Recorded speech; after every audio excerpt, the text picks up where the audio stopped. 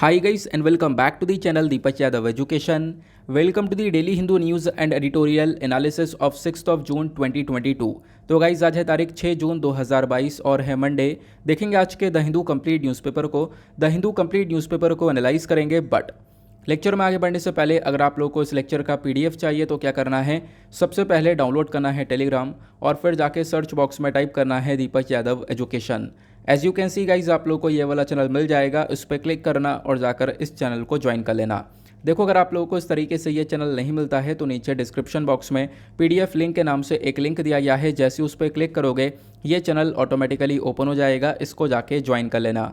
Join करने से फ़ायदा क्या होगा, यहाँ पर डेली बेसिस पर लेक्चर का पीडीएफ मिल जाता है, डेली करंट अफेयर के वीडियो का पीडीएफ मिल जाता है और डेली बेसिस पर बहुत सारे डिजिटल नोट्स मिल जाते हैं। नाउ बढ़ते हैं आगे। आगे बढ़ने से पहले हमेशा की तरह हम लोग अपने लेक्चर को एक मैप के क्वेश्चन के साथ स्टार्ट करेंगे। तो आज आप सभी लोगों को मैप में जाकर देखना है अगत्ती आइलैंड को कहाँ पर है ये एग्जैक्टली लोकेटेड, अच्छे से मैप में देखना। देन उसके बाद आकर नीचे कमेंट सेक्शन में टाइप करना, जिससे कि आप लोग इसको लंबे समय तक याद रख पाओगे। साथ ही साथ एक क्वेश्चन सॉल्व करेंगे जो कि यूपीएससी प्रीवियस ईयर साल 2017 के प्रीलिम्स में पूछा गया था। डेली बेसिस पर हम लोग यहाँ पर एक प्रीवियस ईयर क्वेश्चन को भी सॉल्व करते हैं। क्वेश्चन के अंदर पूछा जा रहा है कि जो ये एलिसा प्रोजेक्ट है इसका मेजर पर्पस क्या है। तो एलिसा प्रोजेक्ट की फुल फॉर्म है evolved laser interferometer space antenna. तो इसका मेजर पर्पस क्या हो सकता है। Option A to detect neutrinos, option B to detect gravitational waves, option C to detect the effectiveness of missile defence system, या फिर option D to study the effect of solar flares on our communication system. तो इसका सही answer आप सभी लोगों को नीचे कमेंट सेक्शन में देना है। एटलीस्ट सभी को इसमें पार्टिसिपेट करना है, जैसे मैं आप लोगों से डेली बेसिस पर बोलता हूँ। बाय द वे इसका जो करेक्ट आंसर है वो मैंने आपको टेलीग्राम पर प्रोवाइड करवा दिया है, वहाँ से भी चेकआउट कर सकते हो। अदरवाइज़ वहाँ पर आंसर नहीं मिलता है तो भी कोई परेशान होने की ज़रूरत नहीं है। वीडियो के लास्ट में इसके करेक्ट आंसर का डिस्कशन हम लोग करेंगे। तो चलो शुरुआत करते हैं। यहाँ पे पेज नंबर 1 पर आपको 3 आर्टिकल्स देखने को मिल जाएंगे। इसमें से 2 आर्टिकल काफ़ी ज़्यादा इंपॉर्टेंट हैं। सबसे पहला एक और इम्पॉर्टेंट आर्टिकल आता है ये वाला। इस आर्टिकल को आप लोग जीएस पेपर 3 एनवायरमेंट से रिलेट कर सकते हो। यहाँ पर मेंशन किया गया है कि दुनिया का पहला फिशिंग कैट सेंसस अभी हो चुका है चिलिका लेक पर। अब यहाँ पर सेंसस क्या है, देखो सेंसस के दौरान पता चलता है कि हाँ इस जानवर की कितनी जनसंख्या है, कितनी पॉपुलेशन यहाँ पर देखने को मिलती है। तो पहला ध्यान रखना, world's first fishing cat census हुआ है, इसी वजह से ये इंपॉर्टेंट है प्रीलिम्स के पॉइंट ऑफ व्यू से भी, साथ ही साथ वनडे एग्जामिनेशन के पॉइंट ऑफ व्यू से भी। तो कहाँ पे हुआ है, चिलिका लेक पर। अभी यहाँ पर मेंशन किया गया फिशिंग कैट के बारे में, तो आपको ये वाला ये जानवर देखने को मिलेगा। अभी फिशिंग कैट के बारे में और भी ढेर सारी इन्फॉर्मेशन मैं आप लोगों को दूंगा, लेकिन उससे पहले यहाँ पर आर्टिकल में जो चीज़ें दी गई हैं उसको कवर करते हैं। मेंशन किया गया कि देखो जो चिलिका लेक है वो एशिया का एक सबसे बड़ा ब्रैकिश वाटर लगून देखने को मिलेगा। ब्रैकिश वाटर क्या है कि यहाँ पर खारा पानी, नमकीन पानी पाया जाता है। उसके बाद यहाँ पर इसी चिलिका लेक पर इस सेंसस के दौरान पता ये चलता है कि 176 फिशिंग कैट यहाँ पर पाई गई हैं। और ये जो सेंसस है ये करवाया गया है चिलिका डेवलपमेंट अथॉरिटी के थ्रू, और इन्होंने भी यहाँ पर कोलैबोरेशन किया किसके साथ में, फिशिंग कैट प्रोजेक्ट के साथ में। ये बात ध्यान रखने वाली बात नहीं है, बस खाली यहाँ पे ध्यान रखना 176 के आसपास फिशिंग कैट्स का यहाँ पर पाया गया है इस पूरे सेंसस के अंदर में। और उसके बाद यहाँ पर मेंशन किया जाता है कि इस सेंसस को 2 फेज़ में कंडक्ट किया गया। फेज़ 1 2021 में किया गया था, फेज़ 2 2022 में किया गया था। अगेन ये बातें कुछ भी इंपॉर्टेंट नहीं हैं। देन उसके बाद यहाँ पर इसी डेवलपमेंट अथॉरिटी ने यह बताया कि चलो चिलिका लेक पर एक सबसे ज़्यादा पॉपुलेशन देखने को मिली है इस फिशिंग कैट की, लेकिन उसके साथ साथ दुनिया भर में अगर हम लोग पॉपुलेशन की बात करें इसकी, तो दुनिया भर में साउथ ईस्ट एशियन कंट्रीज़ के अंदर ये फिशिंग कैट पाई जाती है। साथ ही साथ में आप देख पाओगे पाकिस्तान के अंदर, मैकोंग वियतनाम के अंदर, उसके बाद यहाँ पर श्रीलंका और जावा के अंदर, यहाँ सभी जगह पर। इनफैक्ट यहाँ पे जावा और वियतनाम के अंदर पिछले 10 सालों में ये फिशिंग कैट नहीं दिखी गई है, डिटेक्ट नहीं करी गई है, लेकिन फिर भी यहाँ पर इन कंट्रीज़ के अंदर भी पाई जाती थी, ऐसा हम लोग कह सकते हैं। तो ये बात यहाँ पे ध्यान रखने वाली हो गई। लेकिन अब यहाँ पर कुछ बहुत ज़्यादा इंपॉर्टेंट बात है। इतना तो हम लोगों ने समझ लिया कि हाँ क्या क्या चल रहा है, लेकिन उसके साथ साथ फिशिंग कैट के बारे में आपको कुछ इन्फॉर्मेशन पता होनी चाहिए, ताकि आप लोग यहाँ पे इस क्वेश्चन को सही तरीके से आंसर कर पाओ। तो फिशिंग कैट का साइंटिफिक नेम क्या है, तो साइंटिफिक नेम है प्रियोनेलुरस वेवेरिनस। तो इसका ये साइंटिफिक नेम देखने को मिलेगा। इसके बारे में बात करें तो जैसे देखो नॉर्मल जो बिल्ली होती है, जो आपने नॉर्मल बिल्ली देखी होगी, उससे दुगने साइज़ का आपको ये फिशिंग कैट देखने को मिलता है। इसका साइज़ यहाँ पर नॉर्मल बिल्ली से दोगुना होता है। प्लस ये जो फिशिंग कैट है नॉक्टर्नल होती है। नॉक्टर्नल मतलब रात में एक्टिव होती है, रात में जागती है और दिन में सोती है, ऐसा आप कह सकते हो। उसके बाद यहाँ पर फिशिंग कैट बोल रहे हैं क्योंकि यहाँ पर मछली पकड़ना इसका शौक है, फिशिंग करती है। फिशिंग के साथ साथ यहाँ पर आप कह सकते हो इसके जो शिकार है वो फ्रॉग्स भी हैं, यानी कि जो मेंढक है, सांप है, बर्ड्स है, तो इन सबको भी यहाँ पर शिकार बनाती है। प्लस यहाँ पे जो बड़े बड़े एनिमल्स जो हैं मर जाते हैं उनकी जो डेड बॉडी है उसको भी यहाँ पर एक खाता है फिशिंग कैट। उसके बाद ये जो स्पीशी है ये पूरे साल यहाँ पे ब्रीड करती है। फिर उसके साथ साथ मेंशन किया गया ये इनकी जो अधिकतर ज़िंदगी आपको देखने को मिलेगी, ज़्यादातर ये लोग अपना जो टाइम है वो यहाँ पे घने वेजिटेशन के अंदर मतलब बिताते हैं। साथ ही साथ यहाँ पर कोई ऐसा वेजिटेशन जो कि एक तरीके से किसी वाटर बॉडी के पास में हो, या फिर आप कह सकते हो बिल्कुल पानी के पास में ये फिशिंग कैट रहना पसंद करती है, क्योंकि ये एक्सीलेंट स्विमर भी होती है, मतलब बहुत आराम से और बहुत बेहतरीन तरीके से तैर सकती है। उसके साथ साथ कहाँ पे पाई जाती है भारत के अंदर, इंडिया के अंदर जो ये फिशिंग कैट है ये ज़्यादातर आपको सुंदरबंस के अंदर जो मैंग्रोव फॉरेस्ट है वहाँ पर देखने को मिलेगी। साथ ही साथ यहाँ पर गंगा और ब्रह्मपुत्र रिवर वैलीज़ के जो फुट हिल्स हैं वहाँ पर आपको देखने को मिल जाएगा, ये आपको ध्यान रखना है, ठीक है। तो ये कुछ लोकेशंस हैं जहाँ जहाँ पर ये फिशिंग कैट पाई जाती है। बाकी आज के टाइम पर फिशिंग कैट को लेकर काफ़ी सारा कंसर्न है, यानी कि इसको काफ़ी सारा खतरा आपको देखने को मिलेगा। सबसे पहला खतरा है हैबिटेट डिस्ट्रक्शन, यानी कि जहाँ पर ये रहता है वहाँ पर आप कह सकते हो वो जो एरिया है वो एक तरीके से बर्बाद किया जा रहा है। ऑब्वियस सी बात है, आप देख पाओगे लगातार डिफॉरेस्टेशन हो रहा है, पेड़ की कटाई हो रही है, जंगल ख़त्म हो रहे हैं, तो बहुत सारे जानवर को यही सबसे मेजर प्रॉब्लम देखने को मिलती है। उनकी जो पॉपुलेशन ख़त्म हो रही है उसमें सबसे मेजर प्रॉब्लम यह है कि जहाँ पे वो रह रहे हैं उनका हैबिटेट यहाँ पर डिस्ट्रक्ट हो रहा है।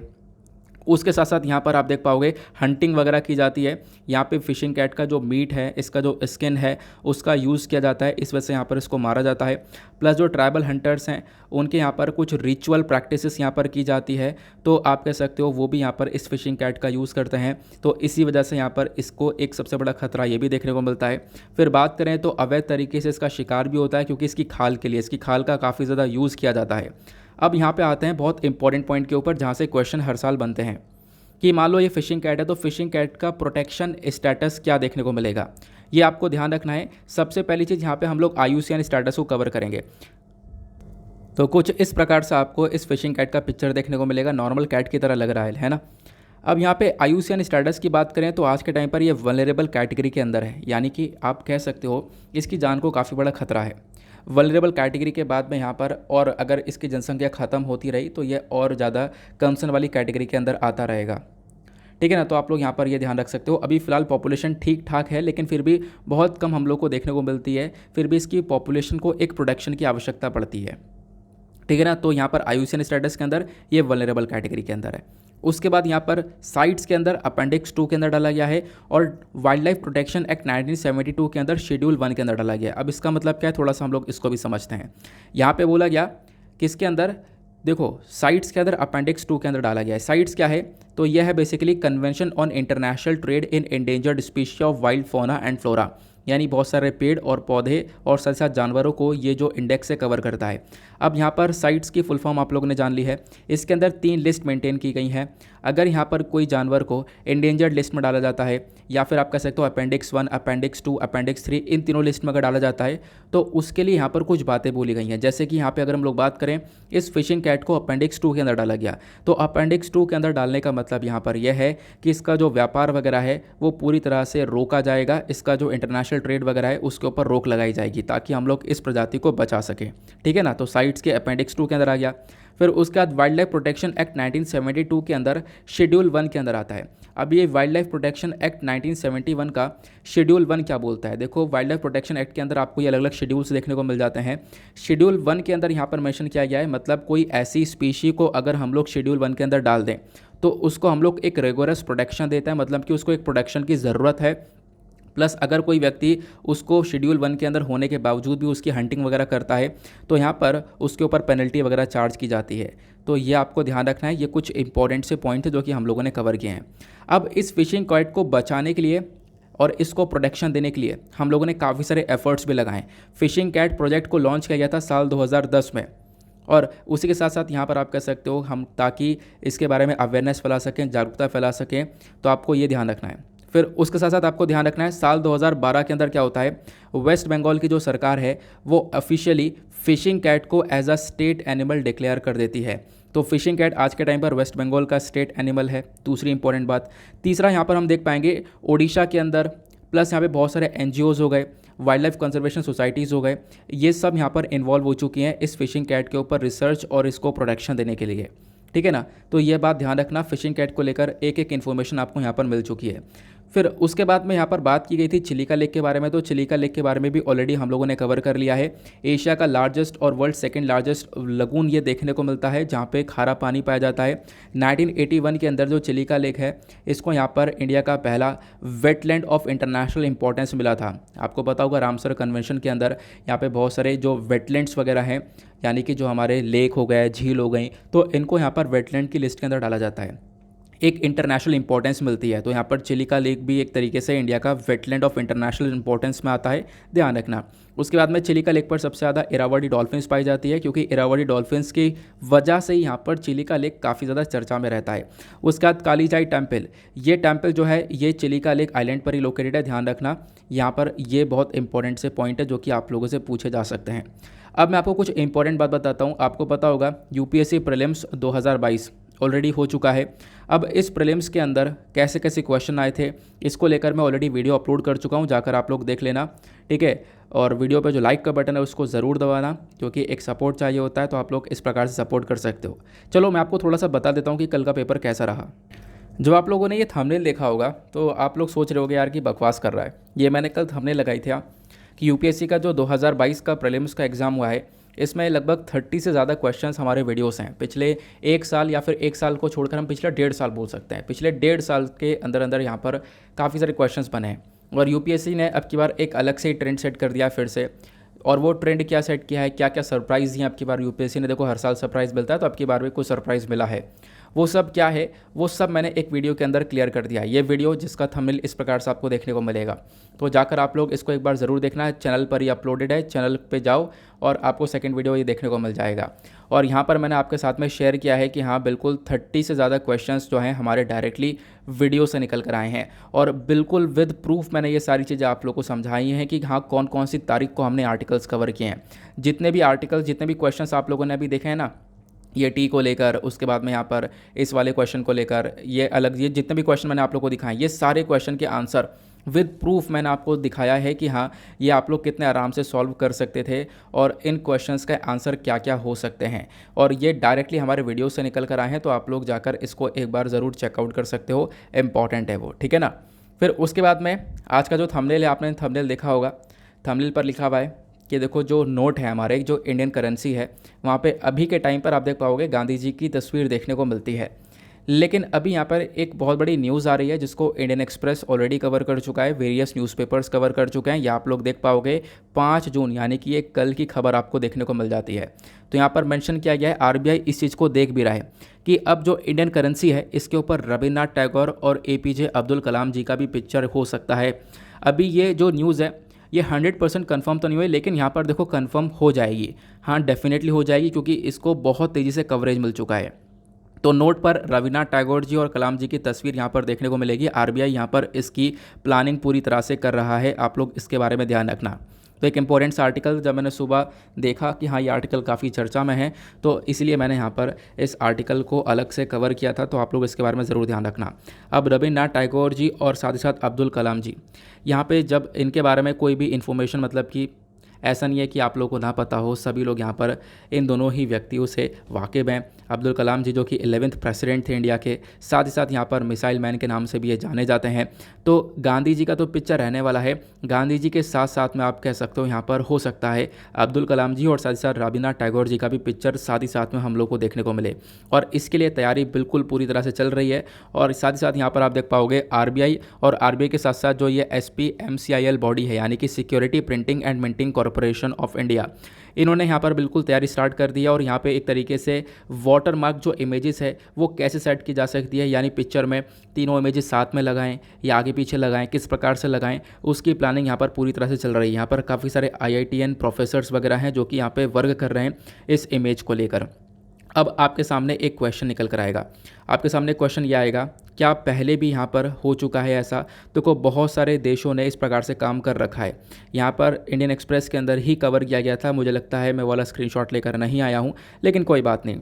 देखो बहुत सारी कंट्रीज़ के अंदर आप देख पाते हो, जैसे यूएस की बात करें तो यूएस की करेंसी के अंदर बहुत सारे लोगों के नाम देखने को मिल जाते हैं, बेंजामिन फ्रैंकलिन और भी बहुत सारे लोग यहाँ पर आपको देखने को मिलेंगे।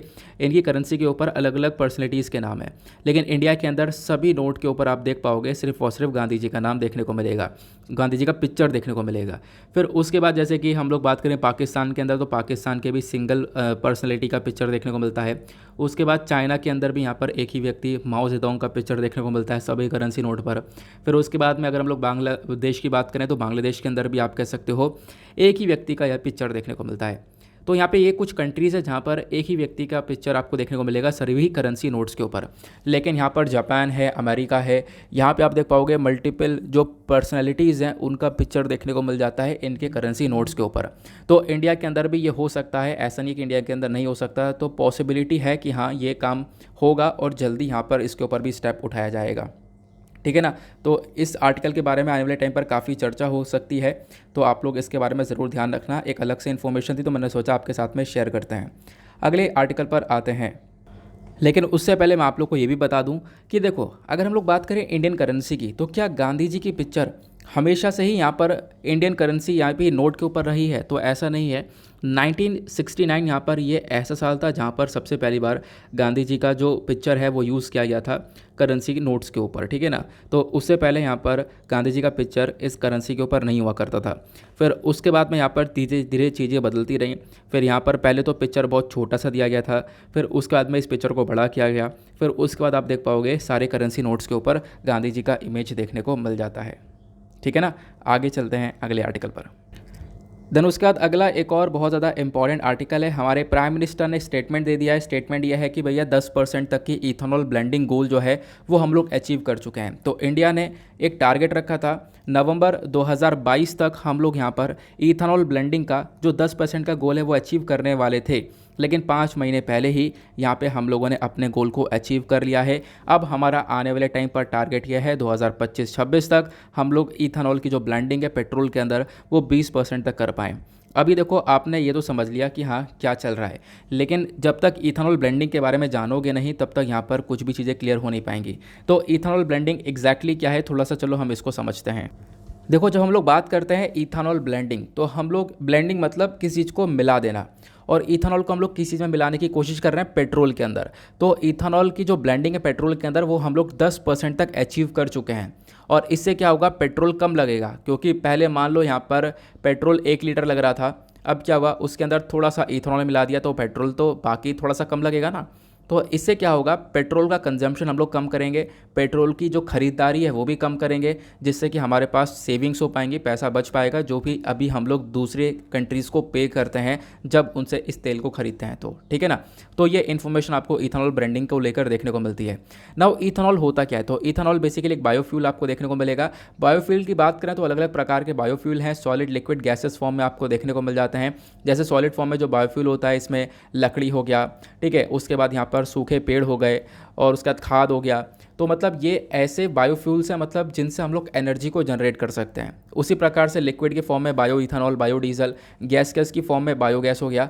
तो इन बायोफ्यूल्स का इस्तेमाल करके हम लोग क्या कर सकते हैं? एनर्जी को जनरेट कर सकते हैं। लेकिन जब हम लोग बात करते हैं इथेनॉल की, तो बेसिकली इथेनॉल भी एक बायोफ्यूल आपको देखने को मिल जाता है।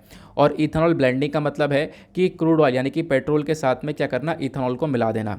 और इसके लिए हमारा टारगेट पहले 2030 तक का था, लेकिन उसको हमने थोड़ा सा एडवांस कर दिया। हमने बोला नहीं 2030 तक नहीं, 2025 तक हम अपने पेट्रोल में 20% तक इथेनॉल को मिलाएंगे, और ये हमारा टारगेट है। अगर हम लोग इसको अचीव कर पाते हैं तो आने वाले टाइम पर इसको और बढ़ा दिया जाएगा। नाउ अब इथेनॉल होता क्या है, कैसे इसको प्रोड्यूस किया जाता है, इसके पीछे का कॉन्सेप्ट थोड़ा सा समझ लो। इथेनॉल को बनाया जाता है, हम लोग अपने शुगर केन से बना सकते हैं, गन्ने से बना सकते हैं, प्लस यहाँ पर आप कह सकते हो कि बहुत सारा जो वेस्टेज फूड होता है उस वेस्टेज फूड को, यानी कि मान लो हम लोग फसल उगा रहे हैं, अब उसमें बहुत सारा जो वेस्टेज निकला है उस वेस्टेज से यहाँ पर इथेनॉल को उसको सड़ाकर बनाया जा सकता है। उसके बाद जो चावल के टुकड़े हैं, ठीक है, टूटे हुए चावल है, उससे इथेनॉल को बनाया जा सकता है। तो ये सारी चीज़ें हैं जिससे कि इथेनॉल को बनाया जा सकता है। लेकिन एग्जाम्पल के तौर पर हम लोग समझते हैं गन्नों का, शुगर केन से यहाँ पर इथेनॉल बन सकता है। कैसे होगा? शुगर केन से हम लोग क्या करेंगे, फर्मेंटेशन करेंगे। फर्मेंटेशन के बाद प्योरीफाई किया जाएगा। तो पहले ही स्टेप नहीं समझ में आया, फर्मेंटेशन क्या होता है? देखो, फर्मेंटेशन बेसिकली यहाँ पर एक ऐसा प्रोसेस देखने को मिलता है, इस प्रोसेस के अंदर जो शुगर होता है उसको हम लोग यहाँ पर तोड़ देते हैं एक एनर्जी के अंदर। देखो, शुगर जो होता है उसकी अलग अलग फॉर्म होती है, ग्लूकोज, फ्रक्टोज, सुक्रोज, ये सारी यहाँ पर शुगर की फॉर्म होती है। जैसे कि यहाँ पर फल के अंदर फ्रक्टोज पाया जाता है, ये सारी शुगर्स की फॉर्म है। अब शुगर केन के अंदर भी यहाँ पर शुगर है, ठीक है। अब क्या होगा, उसको हम लोग क्या करेंगे, फर्मेंटेशन के प्रोसेस में उस शुगर को एक सेलुलर एनर्जी यानी कि उस मीठेपन को हम लोग क्या करेंगे, एनर्जी में कन्वर्ट करेंगे। एनर्जी में कन्वर्ट करने के बाद में भी यहाँ पर अभी काफ़ी गंदगी है, इसको प्योरीफाई किया जाएगा, ठीक है। अब प्योरीफाई करेंगे तो इसमें से हम लोग को इथेनॉल मिल जाएगा। तो बेसिकली यहाँ पर फर्मेंटेशन मेजर प्रोसेस है, जहाँ पर क्या करेंगे हम लोग, यहाँ पर सेलुलर एनर्जी के अंदर कन्वर्ट करेंगे और प्योरीफाई करने के बाद हमें इथेनॉल मिलेगा। इथेनॉल को पेट्रोल से मिला देंगे, ब्लेंडिंग हो जाएगी, फिर उसको पहुँचा देंगे पेट्रोल स्टेशन तक और इससे यहाँ पर अपनी गाड़ियों को हम लोग चला सकते हैं, जिसको हम लोग इथेनॉल ब्लेंडिंग बोलते हैं।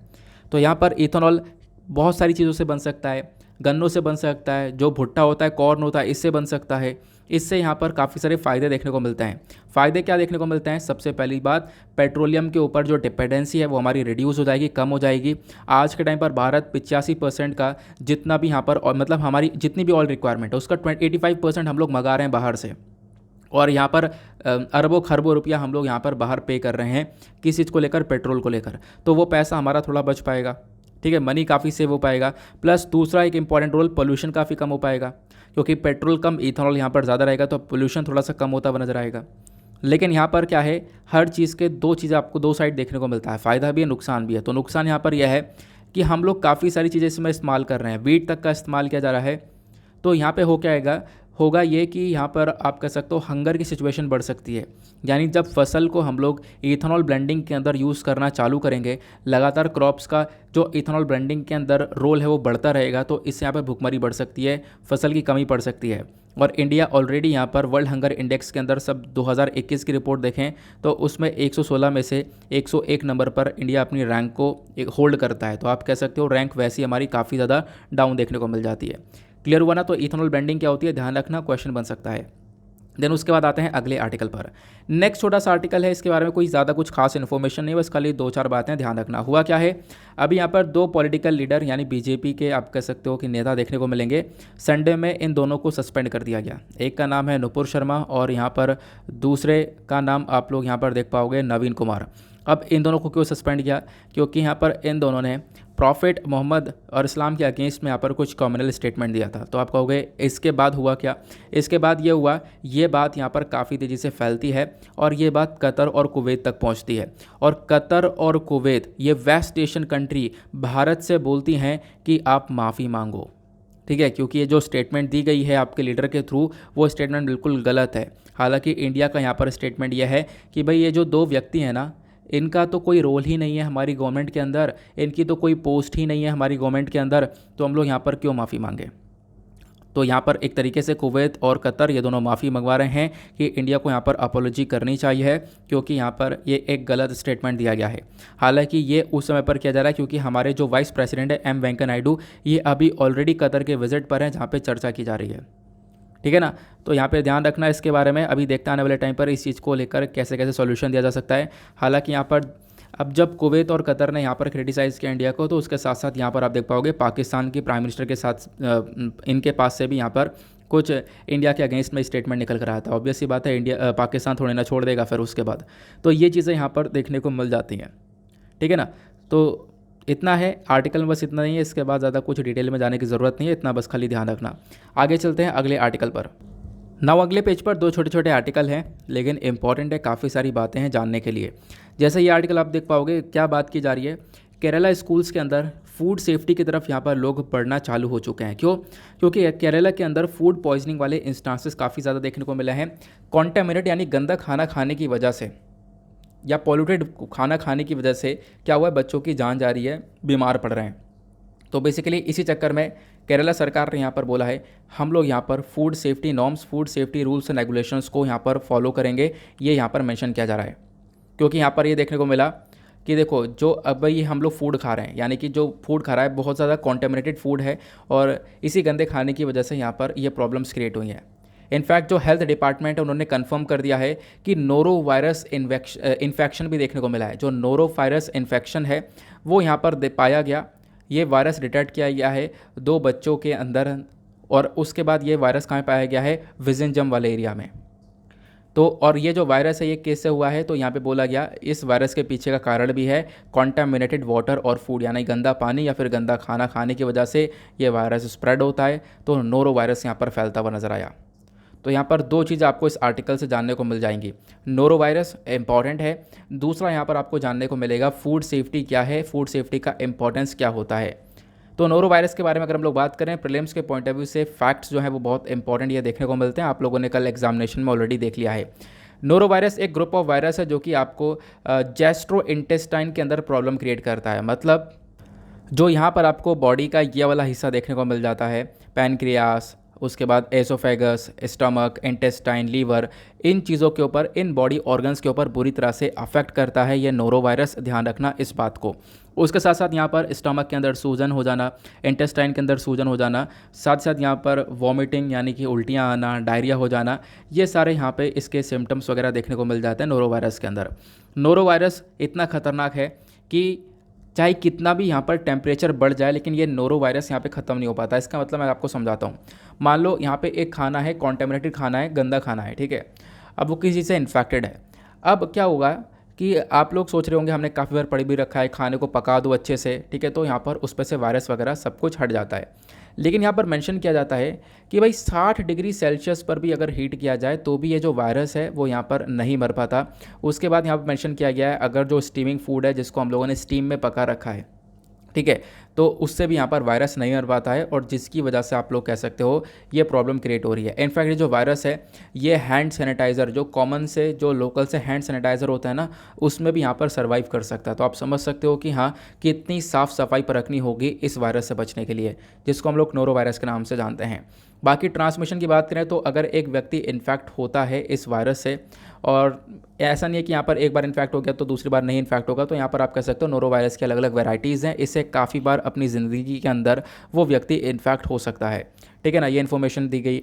फिर साथ साथ मेंशन किया गया ये जो वायरस है ये ट्रांसफ़र हो सकता है एक इन्फेक्टेड व्यक्ति से दूसरे हेल्दी इंडिविजुअल के अंदर, यानी कि अगर एक व्यक्ति सफ़र कर रहा है नोरो वायरस से तो वो दूसरे के अंदर इस वायरस को फैला सकता है बाय कॉन्टामिनेटेड फूड, यानी कि गंदा खाने की वजह से यहाँ पर ये वायरस एक व्यक्ति से दूसरे व्यक्ति में भी ट्रांसफ़र हो सकता है। बाकी यहाँ पे सबसे ज़्यादा प्रॉब्लम यहाँ पर किसको हो सकती है, तो सबसे ज़्यादा प्रॉब्लम यहाँ पर बच्चों को देखने को मिलती है नोरो वायरस की वजह से, और साथ ही साथ यहाँ पर जो बूढ़े लोग हैं उनको देखने को मिलती है, या फिर कुछ ऐसे लोग जो कि ऑलरेडी बीमारियों से सफ़र कर रहे हैं वो यहाँ पर सबसे ज़्यादा परेशान होते हैं। सिम्टम्स मैं आपको बता ही चुका हूँ। लक्षण क्या है, तो डायरिया, वॉमिटिंग, स्टमक एक, ये सारे यहाँ पर आपको लक्षण देखने को मिलते हैं। ट्रीटमेंट क्या है, तो कोई भी स्पेसिफिक ट्रीटमेंट नहीं है इस वायरस को ठीक करने के लिए, बस खाली जनरल सी मेडिकेशन वगैरह ले लो, यानी डायरिया और वॉमिटिंग की दवाई ले लो, उससे यहाँ पर ये चीज़ें ठीक हो जाती हैं। बाकी नोरो वायरस कितना खतरनाक है इसका स्टेटस ये बताता है। यहाँ पे बताया गया लगभग 685 मिलियन केसेस हर साल निकल कर आते हैं नोरो वायरस के, और जिसमें से यहाँ पर 200 मिलियन केस सिर्फ और सिर्फ बच्चों के अंदर डिटेक्ट किए जाते हैं। ऐसे बच्चे जिनकी उम्र 5 साल से भी कम देखने को मिल जाएगी या 5 साल के आसपास देखने को मिल जाएगी। फिर मेंशन किया जाता है लगभग 50,000 के आसपास जो चिल्ड्रन है वो हर साल यहाँ पर उनकी डेथ हो जाती है। किसकी वजह से, डायरिया की वजह से, और वो डायरिया सिर्फ और सिर्फ इस नोरो वायरस की वजह से हो रहा है। तो नोरो वायरस कितना खतरनाक है आपने इसको समझ लिया, ये आपको इन्फॉर्मेशन मिल गई है। बाकी यहाँ पे फूड सेफ्टी नॉर्म्स क्या होते हैं हम लोग इसके बारे में जानते हैं। देखो फूड सेफ्टी नाम से ही पता चल रहा है कि हाँ भाई खाना खा रहे हैं हम लोग, उसके अंदर एक सेफ्टी को परखते हुए हम लोग को चीज़ों को इम्प्लीमेंट करना है। नाउ फूड सेफ्टी का इंपॉर्टेंस क्या होता है, देखो फूड सेफ्टी का इंपॉर्टेंस ये है कि भाई लोगों की एक अच्छी हेल्थ रहे।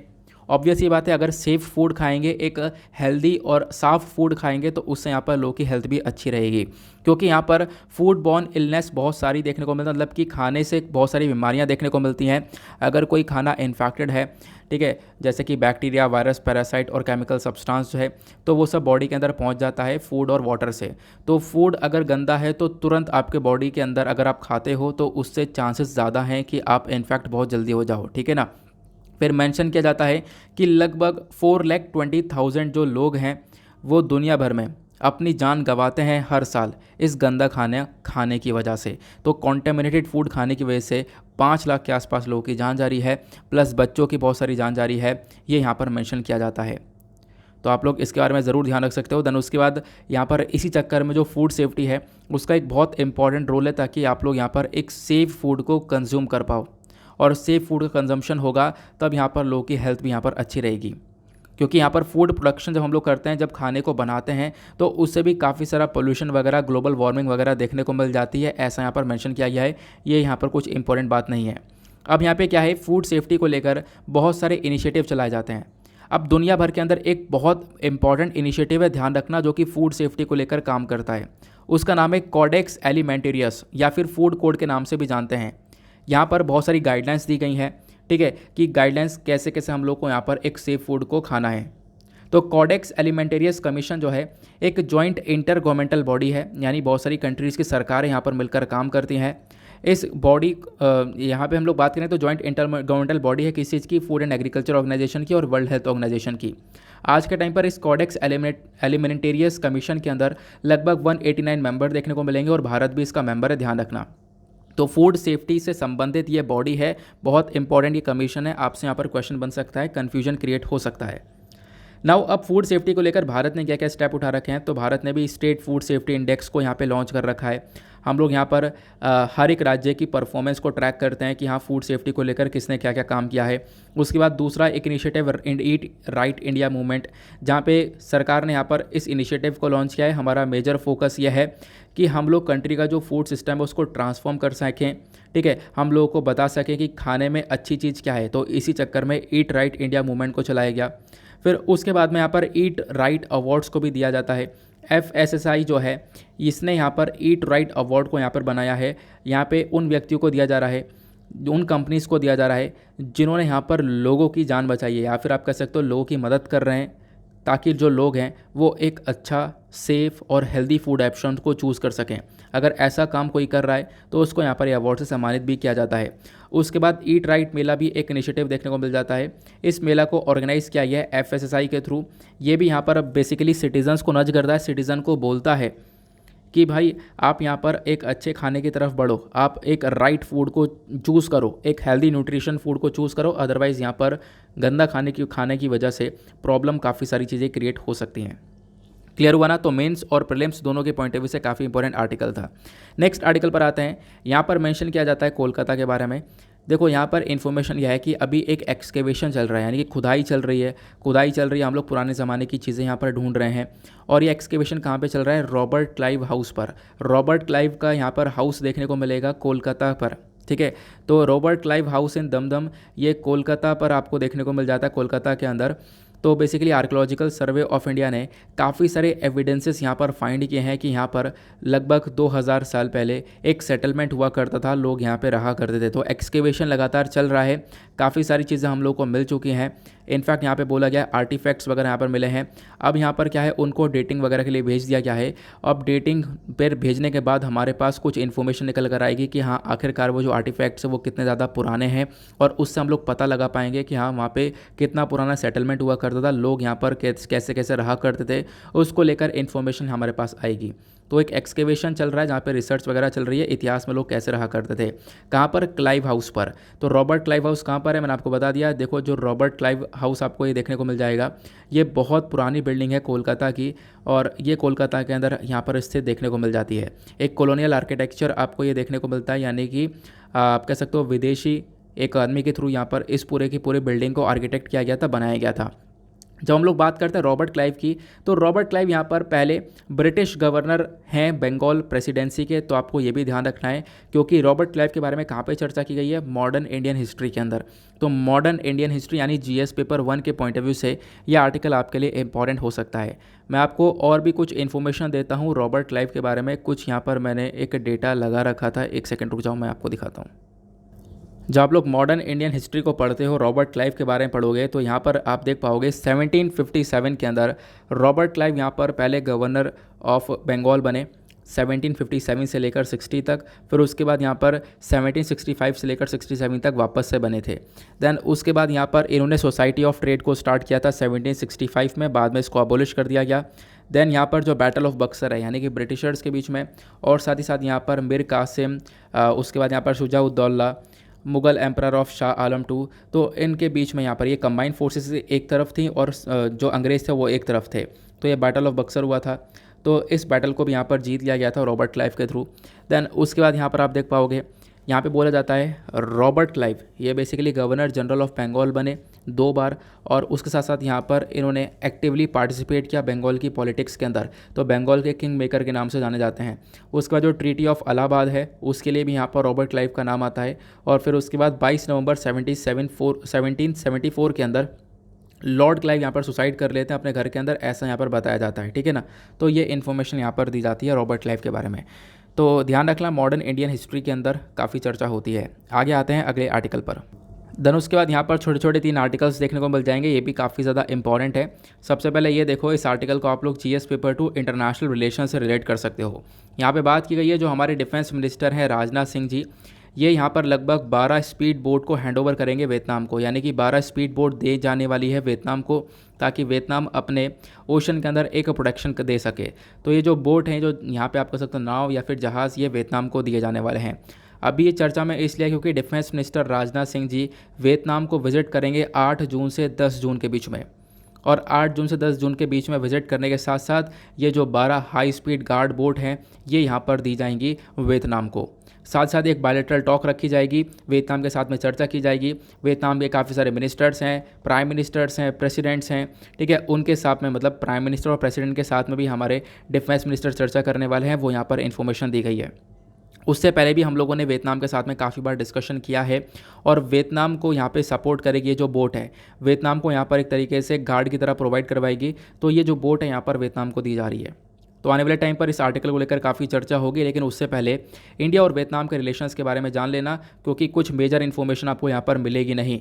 जो मैंने आपको बताया एग्जैक्टली देखने को मिलेगा। वियतनाम के पीएम, प्रेसिडेंट, इनसे मिलेंगे, उनके नाम दिए गए हैं, तो उनको पढ़ने की, उनको याद रखने की कोई ज़रूरत नहीं है। हालांकि आपने देखा होगा कल के प्रीलिम्स के अंदर वियतनाम को लेकर एक क्वेश्चन आया था, वियतनाम की इकोनॉमी कैसी है, वियतनाम की अंदर व्यापार कैसा है, वियतनाम का एक्सपोर्ट कैसा है। हालांकि वो एक अनएक्सपेक्टेड क्वेश्चन था, यानी शॉक करने वाला क्वेश्चन था कि वियतनाम को लेकर किस प्रकार से क्वेश्चन पूछा गया है। क्योंकि देखो हर साल यहाँ पर कुछ ना कुछ क्वेश्चन तो ऐसे देखने को मिलता है जो कि यार सॉल्व होने वाले हैं ही नहीं, ठीक है ना। तो ऐसा कुछ क्वेश्चन हम लोगों ने कल भी देखे थे। नाउ अभी फ़िलहाल इंडिया वियतनाम के रिलेशंस के बारे में चर्चा करें तो यहाँ पे आप देख पाओगे मेंशन किया जाता है कि दोनों कंट्रीज़ के डिफेंस कोऑपरेशन के साथ साथ जो कंट्रीज़ का रिलेशनशिप है वो काफ़ी मजबूत देखने को मिल जाती है। भारत ने एक कंसुल जनरल ऑफिस बनाया था हनोई के अंदर, वियतनाम की जो कैपिटल है हनोई, यहाँ पर ये ऑफिस बनाया गया था 1956 के अंदर। वियतनाम ने अपने जो रिलेशंस है हमारे साथ में इस्टेब्लिश करे काफ़ी लंबे समय पहले से ही। वियतनाम ने यहाँ पर अपना एक डिप्लोमेटिक मिशन इस्टेब्लिश करा था 1972 के अंदर। दोनों कंट्रीज़ के रिलेशनशिप कब से मजबूत होने चालू होते हैं? तब से जब से भारत ने इंडिया लुक ईस्ट पॉलिसी को लॉन्च किया है। लुक ईस्ट पॉलिसी का मतलब यह है कि भारत यहाँ पर ईस्टर्न कंट्रीज़ के ऊपर फोकस करेगा। यहाँ पे इंडिया है और ईस्टर्न साइड ये हो गया, तो ईस्ट पॉलिसी का मतलब है जो ईस्टर्न कंट्रीज़ हैं यहाँ पर फोकस करेगा। तो वियतनाम भी आपको ईस्टर्न सेक्टर में बिल्कुल नीचे की साइड में आपको ये वियतनाम देखने को मिल जाता है, ठीक है ना, ये आपको ध्यान रखना है। अभी वियतनाम की अगर हम लोग एग्जैक्ट लोकेशन देखें तो यहाँ पर मैं आपको एक सेकंड लोकेशन भी दिखा देता हूँ, हाथों हाथ आप लोग को यहाँ पर ही समझ में आ जाएगा। एक सेकंड रुक जाओ, यहाँ पर मैंने लगा तो रखा था। यहाँ पे आप देख पाओगे, इधर चलोगे तो इंडिया आ जाएगा और इधर यहाँ पर आपको ये वियतनाम देखने को मिल जाता है, ठीक है ना।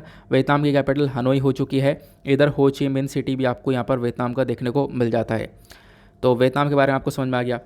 देन उसके बाद कोऑपरेशन की बात करें तो भारत और वियतनाम दोनों ने मिलकर अपनी पार्टनरशिप को लंबे समय के साथ में ही यहाँ पर फोकस में रखा है। साथ ही साथ दोनों कंट्रीज़ का मेजर फोकस इंडियन ओशन के ऊपर भी है। जो इंडो पैसिफिक ओशन है वहाँ पे भारत तो काम करता है, लेकिन साथ ही साथ यहाँ पर वियतनाम का भी एक सपोर्ट मिलता है।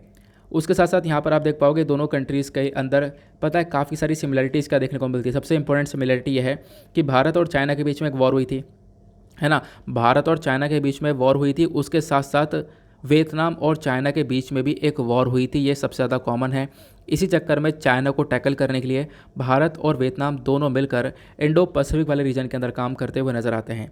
इकोनॉमिक कोऑपरेशन के बारे में चर्चा करें तो व्यापार और इकोनॉमिक रिलेशंस जो हैं दोनों कंट्रीज़ के वो साल ब साल इम्प्रूव होते हुए नज़र आए हैं। और यहाँ पे आप कह सकते हो कि आसियान के साथ में भारत ने एक free trade agreement already sign कर रखा है। आसियान कंट्रीज़ के अंदर ही आपको यहाँ पर ये वियतनाम देखने को मिल जाता है। तो इंडिया यहाँ पर जान चुका है वियतनाम एक इम्पॉर्टेंट कंट्री देखने को मिलता है इस पूरे रीजन के अंदर में। उसी के साथ में हम लोगों ने यहाँ पर इन्वेस्टमेंट वगैरह भी काफ़ी हद तक बढ़ा दिया है। काफ़ी सारे प्रोजेक्ट के अंदर वियतनाम में हम लोगों ने इन्वेस्टमेंट किया है।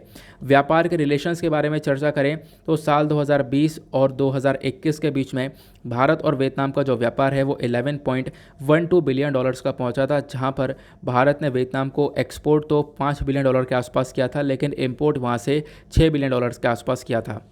बाकी डिफेंस कोऑपरेशन के बारे में चर्चा करें, ये बहुत इंपॉर्टेंट पॉइंट है। डिफेंस कोऑपरेशन में देखें तो वियतनाम ने अपनी दिलचस्पी दिखाई है भारत के बहुत सारे हथियारों में, जैसे कि इंडिया का Akash surface to air system देखने को मिलेगा। उसके बाद Dhruv advance light helicopter BrahMos missile देखने को मिल जाएंगे। यहाँ पर वियतनाम ने अपना एक इंटरेस्ट दिखाया है और वियतनाम चाहता है यहाँ पे इन चीज़ों को परचेज़ करना।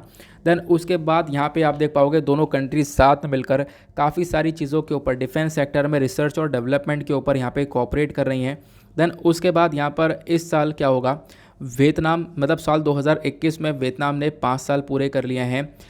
एक अपनी वियतनाम और भारत ने अपनी पार्टनरशिप को 5 साल पूरे कर लिए हैं और साल 2022 में यानी कि इस साल यहाँ पर ये देखने को मिलेगा वियतनाम और भारत के जो डिप्लोमेटिक रिलेशन है इसको बने हुए, इसको मेंटेन हुए हुए बिल्कुल 50 साल हो जाएंगे, तो इसलिए भी इम्पॉर्टेंट है। Plus Indian naval ship INS Kiltan यहाँ पर एक इसने विजिट किया था हो ची मिन सिटी के अंदर। यहाँ पे हम लोगों ने काफ़ी सारे फूड मटेरियल डिलीवर किया था। कोविड-19 के टाइम पर वियतनाम की मदद करी थी और वियतनाम के साथ में हम लोग यहाँ पर एक अभ्यास के अंदर पार्टिसिपेट करते हैं, ध्यान रखना इसको। वो अभ्यास कौन सा है, वो है पैसिक एक्सरसाइज। तो पैसिक एक्सरसाइज यहाँ पर वियतनाम और इंडिया की नेवी के बीच में देखने को मिल जाती है। जो चाइना फैक्टर है वो दोनों के लिए कॉमन है, क्योंकि चाइना के साथ जो वॉर है वो भारत ने भी लड़ी है और वियतनाम ने भी लड़ी है, तो चाइना के अगेंस्ट में दोनों ही कंट्रीज़ आपको देखने को मिल जाती हैं। बाकी बहुत सारी जगह पर दोनों कंट्रीज़ का एक कॉपरेशन देखने को मिलेगा, जैसे कि यूनाइटेड नेशन सिक्योरिटी काउंसिल में इंडिया और वियतनाम साल 2021 के अंदर दोनों ही नॉन परमानेंट मेंबर्स थे, तो यहाँ पर भी आप देख पाओगे। उसके साथ साथ काफ़ी सारे ग्रुप हैं, जैसे ईस्ट एशिया समिट हो गया, Mekong Ganga cooperation, Asia Europe meeting. उसके बाद यहाँ पर ये कुछ मीटिंग्स, ये जो कुछ फोरम्स, ये ग्रुप्स देखने को मिलते हैं जहाँ पर भारत और वियतनाम दोनों आपस में कोऑपरेट करते हैं। तो इंडिया और वियतनाम के रिलेशंस आप लोगों ने कवर कर लिए हैं, काफ़ी इंपॉर्टेंट है, पूछ लिए जाते हैं खासकर मेंस के पॉइंट ऑफ व्यू से। देन उसके बाद यहाँ पे आपको एक और आर्टिकल देखने को मिलेगा। यहाँ पे मेंशन किया है, हाई कोर्ट का एक रिमार्क है ऑन कन्वर्जन। देखो कन्वर्जन को लेकर पहले भी मैं काफ़ी सारी बातें बता चुका हूँ। यहाँ पे बहुत सारे राज्य हैं जो कि यहाँ पे कन्वर्जन को लेकर एक बिल पास कर चुके हैं, जिनका मेजर फोकस यह है कि अगर मान लो 2 व्यक्ति हैं तो यहाँ पर फोकस उनका यह है कि कोई अगर एक व्यक्ति किसी दूसरे व्यक्ति का जो रिलीजन है उसको ज़बरदस्ती फोर्सफुली अपने रिलीजन के अंदर कन्वर्ट करवाता है, तो उसको यहाँ पे बहुत सारे राज्य सरकार रोकने का काम करती है।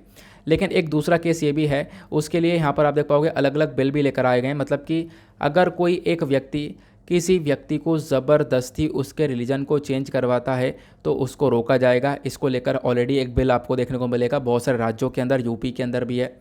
अब यहाँ पर आप देख पाओगे एक चीज़ और देखने को मिलती है, यहाँ पे मेजर फोकस ये भी है कि अगर एक व्यक्ति अपनी मर्जी से, अपनी खुद की मर्जी से अपने रिलीजन को चेंज करना चाहता है, दूसरे में कन्वर्ट होना चाहता है, तो वो कर सकता है, उसके ऊपर कोई रोक नहीं है।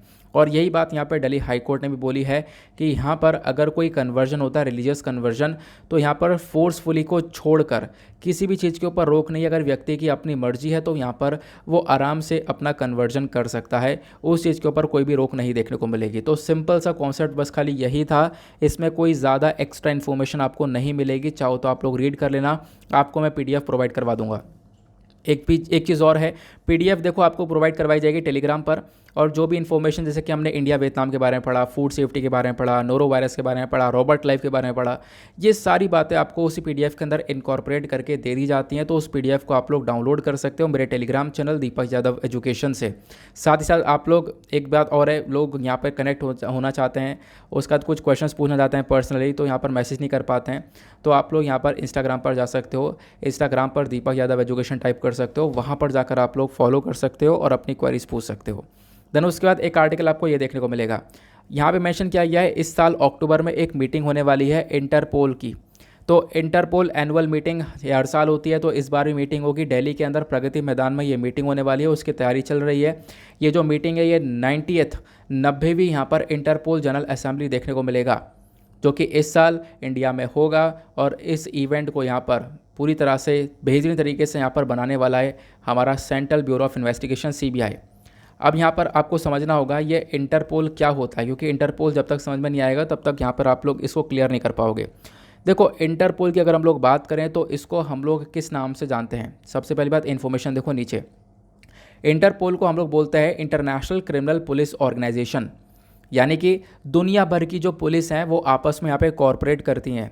अब वो कॉर्पोरेट कैसे करती हैं दुनिया भर की पुलिस, मैं आपको समझाता हूँ। इंटरपोल एक इंटर गवर्नमेंटल ऑर्गेनाइजेशन है, यानी दुनिया भर की कंट्रीज़ की जो सरकारें वो मिलकर यहाँ पे काम करती हैं। इसमें यहाँ पर दुनिया भर की जो पुलिस है वो आपस में कोऑर्डिनेट करके काम करती है। मान लो यहाँ से कोई भागा अमेरिका के अंदर, यहाँ से कोई भागा किसी दूसरे कंट्री के अंदर, तो इस इंटरपोल नोटिस के ज़रिए हम लोग एक नोटिस जारी कर सकते हैं और उस व्यक्ति को उस दूसरे देश में पकड़वा सकते हैं। तो इस प्रकार से यहाँ पर एक कोऑर्डिनेशन रहता है दुनिया भर की सभी पुलिस का इस इंटरपोल के माध्यम से, ठीक है ना। अब इस इंटरपोल के अंदर आपको टोटल 194 मेंबर्स यहाँ पर लिखा हुआ है, लेकिन टोटल 195 मेंबर्स आज के टाइम पर देखने को मिल जाते हैं। देन उसके बाद यहाँ पर मेंशन किया जाता है इंडिया की साइड से जो इस इंटरपोल के अंदर रिप्रेजेंटेशन देता है वो है हमारा central bureau of investigation, CBI यहाँ पर भारत को रिप्रेजेंट करता है, इसके अंदर में ध्यान रखना। बाकी इसका हेडक्वार्टर लियोन फ्रांस के अंदर देखने को मिल जाता है। इंटरपोल के काफ़ी सारे नोटिस होते हैं जो कि यहाँ पे नोटिस जारी किए जाते हैं किसी क्रिमिनल के लिए, वांटेड पर्सन के लिए, या कोई मिसिंग पर्सन है, ठीक है, तो उसके लिए यहाँ पर नोटिस जारी किया जाता है। उसके लिए फिर यहाँ पर पूरा मतलब जो दुनिया की जो पुलिस है वापस में कोऑर्डिनेट करके काम करती है, ठीक है ना। तो इन्हीं की यहाँ पर मीटिंग होती है। अब की बार सीबीआई जो है बेसिकली एक नोडल बॉडी है, यानी कि इंडिया को रिप्रेजेंट करता है इस इंटरनेशनल लेवल पर, वो सीबीआई है। और यहाँ पर मेंशन किया गया इस साल जो मीटिंग होने वाली है वो प्रगति मैदान, अक्टूबर में ये मीटिंग देखने को मिलेगी इसी साल, ठीक है ना। ये इन्फॉर्मेशन आपको क्लियर हो चुकी है। नेक्स्ट आर्टिकल पर आते हैं। देन एक और छोटा सा आर्टिकल है, इंपॉर्टेंट है, यहाँ पर एक छोटी सी इन्फॉर्मेशन निकल कर आती है। हुआ क्या है, यहाँ पर एक टाइगर है, उसको यहाँ पर रेस्क्यू किया गया, एक टाइगर को बचाया गया है अनामलई टाइगर रिजर्व के अंदर। यहाँ पर जो अनामलई टाइगर रिजर्व के जो स्टाफ पीपल थे, उन स्टाफ वाले लोगों ने 5 महीने का इस टाइगर को बचाया, या फिर आप कह सकते हो टाइगर का बच्चा है जिसको बचाया गया। फिर उसके बाद लार्ज एरिया में उसको ले जाकर छोड़ दिया गया है। लेकिन कहाँ से बचाया गया है, मैंने आपको बताया अनामलई टाइगर रिजर्व के जो स्टाफ पर्सन है उन्होंने यहाँ पर बचाया है। अब उसको लेकर कुछ इन्फॉर्मेशन है, लेकिन ये हमारे लिए बिल्कुल भी इंपॉर्टेंट नहीं है। आप लोग खुद देख पाओगे इसका वेट कितना था, क्या कैसे बचाया, कौन कौन है, कौन कौन लोग थे, उनके नाम क्या हैं, वो इन्फॉर्मेशन है। यहाँ पर एक भी पॉइंट इंपॉर्टेंट नहीं है। लेकिन अनामलई टाइगर रिजर्व जैसे मैंने देखा, जब मैंने सर्च किया तो हम लोगों ने अनामलई टाइगर रिजर्व के बारे में पिछले साल नवंबर में पढ़ा था, तो काफ़ी समय हो चुका है। तो आज थोड़ा सा देख लेते हैं, कुछ इंपॉर्टेंट सी इन्फॉर्मेशन है। अनामलई टाइगर रिजर्व बेसिकली तमिलनाडु का एक टाइगर रिजर्व देखने को मिलता है। तो तमिलनाडु के अंदर आपको टोटल 4 टाइगर रिजर्व देखने को मिलेंगे, जिसमें से एक अनामलई टाइगर रिजर्व भी है। और साउथ वेस्टर्न घाट पर आपको ये टाइगर रिजर्व देखने को मिल जाता है। उसके बाद इस टाइगर रिजर्व के आसपास में और भी टाइगर रिजर्व है, जैसे कि परम्बिकुलम टाइगर रिजर्व भी यहाँ पर इसके ईस्टर्न साइड में है, चिनार वाइल्ड लाइफ सेंचुरी और एराविकुलम नेशनल पार्क इसके सदर्न वेस्ट साइड में है। तो इस अनामलई टाइगर रिजर्व के आसपास भी एक टाइगर रिजर्व भी है और वाइल्ड लाइफ सेंचुरी भी आपको देखने को मिल जाती है। देन उसके बाद जो रिजर्व है इसके आसपास आप देख पाओगे काफ़ी सारा रिजर्व फॉरेस्ट, काफ़ी सारे जंगल देखने को मिल जाते हैं। और ये जो अनामलई टाइगर रिजर्व है ये काफ़ी लंबे एरिया में फैला हुआ है। जैसे इसकी जो रेंजेस हैं वो अमरावती, उदमपलैत, उसके बाद पोलाची, ओलंदी, वलपराय, तो इन सब एरिया तक यहाँ पर इसकी रेंज फैली हुई है। उसके बाद यहाँ पर मेंशन किया गया, जब हम लोग बात करते हैं इस अनामलई टाइगर रिजर्व की, तो यहाँ पर बहुत सारे आपको ट्राइबल पीपल रहते हुए नजर आएंगे। बहुत सारे ट्राइबल आदिवासी जो पीपल हैं वो रहते हैं, लगभग 6 ट्राइब से बिलोंग करते हैं। वो जो ट्राइब है जैसे कि कदर्स, मलासर्स, मलाय मलासर, पुलायर, मधुवर, एरावलन, तो यहाँ पर ये सारी ट्राइबल पीपल भी आज के टाइम पर वहाँ पर रहते हैं। बाकी पेड़ पौधों के बारे में बात करें तो वहाँ पर जो सबसे ज़्यादा पाया जाने वाला पेड़ पौधा है, तो ये बेसिकली पहले तो ये जान लो, ये जो अनामलई टाइगर रिजर्व है ये एक सेमी एवरग्रीन फॉरेस्ट है, मोस्ट डेसिडियस फॉरेस्ट के नाम से भी हम लोग यहाँ पर जानते हैं। यहाँ पर आपको बहुत सारी घासें वगैरह देखने को मिल जाती हैं। उसके बाद में यहाँ पर जब हम लोग बात करते हैं जानवर की, फौना की, तो यहाँ पर एशियाटिक एलिफेंट, यानी कि एशियाटिक एलिफेंट के साथ साथ spotted deer, barking deer, mouse dear, Nilgiri tiger, ये सारे यहाँ पर जानवर पाए जाते हैं, तो ध्यान रख सकते हो। बाकी तमिलनाडु के अंदर कुछ और भी प्रोटेक्टेड एरियाज़ हैं। एक तो अनामलई टाइगर रिजर्व हो गया, अनामलई टाइगर रिजर्व के अलावा मधुमलाई टाइगर रिजर्व हो गया, कलक्कड़ हो गया, देन उसके बाद यहाँ पर आप कह सकते हो Sathyamangalam tiger reserve, then Nilgiri biosphere reserve, then उसके बाद Mukurthi national park, gulf of Mannar marine national park, Guindy national park. तो ये यहाँ पर आपको कुछ नेशनल पार्क और टाइगर रिजर्व्स देखने को मिलते हैं तमिलनाडु के, जो कि प्रोटेक्टेड एरियाज़ के अंडर में आते हैं। तो ये इंपॉर्टेंट सी इन्फॉर्मेशन थी, इसके बारे में भी ज़रूर ध्यान रखना। आगे आते हैं नेक्स्ट आर्टिकल पर। अब पहले तो हम लोग अपने एडिटोरियल्स को स्टार्ट करते हैं, एडिटोरियल डिस्कशन को देखते हैं। तो आज हमारे पास काफ़ी सारे एडिटोरियल हैं डिस्कस करने के लिए, लेकिन उससे पहले हमेशा की तरह हम लोग अपने एडिटोरियल से पहले एक मेंस का क्वेश्चन लेते हैं। तो आज का मेंस का क्वेश्चन क्या है, पहले हम लोग उसको भी देख लेते हैं। तो आज का डेली मेंस क्वेश्चन बहुत सिंपल सा है, हमने कुछ दिन पहले इसके बारे में पढ़ा था। इसका आंसर आप सभी लोगों को लिखना है। क्वेश्चन यह है, what is eco sensitive zone. Eco sensitive zone क्या है, और आपको डिस्कस करना है इको सेंसिटिव जोन की यहाँ पर ज़रूरत क्या है। ठीक है ना, जो प्रोटेक्टेड एरियाज़ होते हैं वहाँ पे हम लोग इको सेंसिटिव जोन को क्यों इतना इंपॉर्टेंट मानते हैं, क्यों उसकी वहाँ पे आवश्यकता देखने को मिलती है। तो इसको आप लोग बहुत अच्छे से लिख सकते हो, बहुत अच्छा सा प्यारा सा आंसर लिखा जा सकता है। और 250 शब्दों में आंसर लिखना। आंसर लिखने के बाद में आपको कहाँ पर सबमिट करना है, आंसर लिखने के बाद में टेलीग्राम पर जाना, सर्च बॉक्स में टाइप करना Deepak Yadav education mains answer writing वाला ग्रुप आपको मिलेगा। इस पर टैप करना और जाकर यहाँ पर इस वाले ग्रुप को ज्वाइन कर लेना। ठीक है ना, यहाँ पे आप देख पाओगे जैसे कि कल का मेंस क्वेश्चन ये है, ये वाला है। फिर उससे पहले यहाँ पर डेली बेसिस पर आपको एक मेंस क्वेश्चन मिल जाता है। तो कल संडे था, कल संडे में हम लोग यहाँ पर ऑफ रखते हैं। फिर यहाँ पर आप देख पाओगे 4 जून को ये क्वेश्चन दिया गया था। तो इस प्रकार से आपको क्वेश्चन लिखा हुआ मिलेगा, उसके नीचे कमेंट लिखा हुआ मिलेगा। तो करना क्या है, आपने यहाँ पर अपना आंसर लिख लेना है। लिखने के बाद में उसका पिक्चर क्लिक करना है और इस चैनल पर जाना है। क्वेश्चन लिखा हुआ मिलेगा, उस पर कमेंट पर टैप करना है। कमेंट पर टैप करोगे वो दूसरे पेज पर ओपन हो जाएगा, वहाँ पर आप लोग अपने आंसर्स को सेंड कर सकते हो। ठीक है ना, उसका पिक्चर क्लिक कर तो वहाँ पे फ़ायदा ये होगा कि आपस में काफ़ी सारे लोग एक दूसरे के आंसर्स को रिव्यू कर रहे हैं, तो आपको ये बहुत बड़ा बेनिफिट वहाँ पर मिल सकता है। ठीक है ना, तो इतना ध्यान रखना। आगे आते हैं। अब यहाँ पे ये वाला जो क्वेश्चन आपको देखने को मिलता है ये बहुत ज़्यादा इम्पॉर्टेंट है। ये यानी कि जो हमारा बेसिकली एडिटोरियल है, एडिटोरियल काफ़ी सारे हैं, लेकिन यहाँ पर हमारा एक एक्सप्लेनर सेक्शन भी आता है। इस एक्सप्लेनर सेक्शन में मतलब आज पूरे ही पेज पर इस वाले आर्टिकल को कवर किया गया। एक अच्छी सी टेक्नोलॉजी है। इस पूरे आर्टिकल से कुछ इंपॉर्टेंट से की पॉइंट्स, कुछ इंपॉर्टेंट सी इन्फॉर्मेशन मैंने आप लोगों के लिए निकाली है, जो कि आपके साथ में डिस्कस करूँगा। एक सेकेंड रुक जाओ, यहाँ पे ये जो डेटा है इसको मैं ओपन करता हूँ। ठीक है, हम यहाँ पे समझेंगे ये ईवीटॉल क्या है ना। और ईवीटॉल जल्दी एक रियलिटी बन जाएगी। तो मतलब ये रियलिटी नहीं है, अभी सिर्फ ये कहानी है। हाँ, तो अभी यहाँ पर जल्दी इसके ऊपर काम चल रहा है और जल्दी एक रियलिटी बनती हुई नजर आएगी। समझते हैं ईवीटॉल है क्या। यहाँ पे आप लोग पिक्चर देख पा रहे होंगे, ये खतरनाक सा ईवीटॉल का पिक्चर दिखाया गया है। अब इस आर्टिकल को आप लोग जीएस पेपर 3 से रिलेट कर पाओगे। हमारे सिलेबस में टॉपिक है technology mission, scientific innovation, discoveries, इन सभी से रिलेट हो पाएगा। ईवीटॉल पहले भी काफ़ी चर्चा में रहा है। तो है क्या, इसकी देखो सिंपल सी फुल फॉर्म है electric vertical take off and landing. Electric vertical take off and landing, इसको हम लोग बोलते हैं ईवीटॉल। ये बेसिकली एक एयरक्राफ्ट है जो कि वर्टिकल टेक ऑफ और लैंड करता है। इसका मतलब क्या, मैं आपको समझाता हूँ। ये आपने पिक्चर देखा, ये है ईवीटॉल। अब यहाँ पे अगर मैं 2 लाइन्स ड्रॉ करूँ इस प्रकार से और इस प्रकार से, मैं आपसे पूछूं वर्टिकल लाइन कौन सी है, तो वर्टिकल लाइन ये वाली हो गई, है ना। हॉरिजॉन्टल लाइन कौन सी है, तो ये वाली हो गई। अब एरोप्लेन कैसे चलता है, एरोप्लेन यहाँ पर पहले तो एक रनवे पर पहले काफ़ी तेज़ी से चलता है और चलने के बाद में उड़ान भरता है ना। एक मतलब दौड़ लेता है, उसके बाद में उड़ान भरता है और उतरता भी ऐसे ही है। पहले आएगा, फिर यहाँ पर, फिर उसके बाद काफ़ी दूर तक चलेगा, उसके बाद यहाँ पर थमेगा वो। और हेलीकॉप्टर कैसे होता है, हेलीकॉप्टर यहाँ पर एक जगह से एकदम सीधा ऊपर उठता है, फिर उसके बाद वो चलने लगता है। तो बिल्कुल हेलीकॉप्टर वाला ही सिस्टम है, यानी कि वर्टिकल, जो यहाँ पर वर्टिकल कॉन्सेप्ट ये देखने को मिला है। वर्टिकल मतलब ये डायरेक्टली अपनी जगह पर खड़ा है, अपनी जगह से उड़ने लगेगा और फिर उसके बाद यहाँ पे आगे बढ़ेगा और अपनी जगह पे यहाँ पर एकदम से ऐसे लैंड हो सकता है। तो इसको किसी रनवे की ज़रूरत नहीं है। ठीक है ना, जैसे यहाँ पर एरोप्लेन के लिए एक रनवे की ज़रूरत पड़ती है ना, तो उस प्रकार के किसी भी रनवे की आवश्यकता यहाँ पर पड़ती नहीं है वर्टिकल इस ईवीटॉल कॉन्सेप्ट के अंदर में। तो ईवीटॉल आपको समझ में आया क्या है। आगे आते हैं, मैं आपको थोड़ा सा और इन्फॉर्मेशन देता हूँ। ये इलेक्ट्रॉनिक वर्टिकल टेक ऑफ और लैंड वाला एयरक्राफ्ट है क्या, तो इतना आपने समझा। ये जो एयरक्राफ्ट है ये बेसिकली यहाँ पर vertical take off and landing, बार बार नाम ध्यान रखना, वीटोल का मतलब है vertical take off and landing.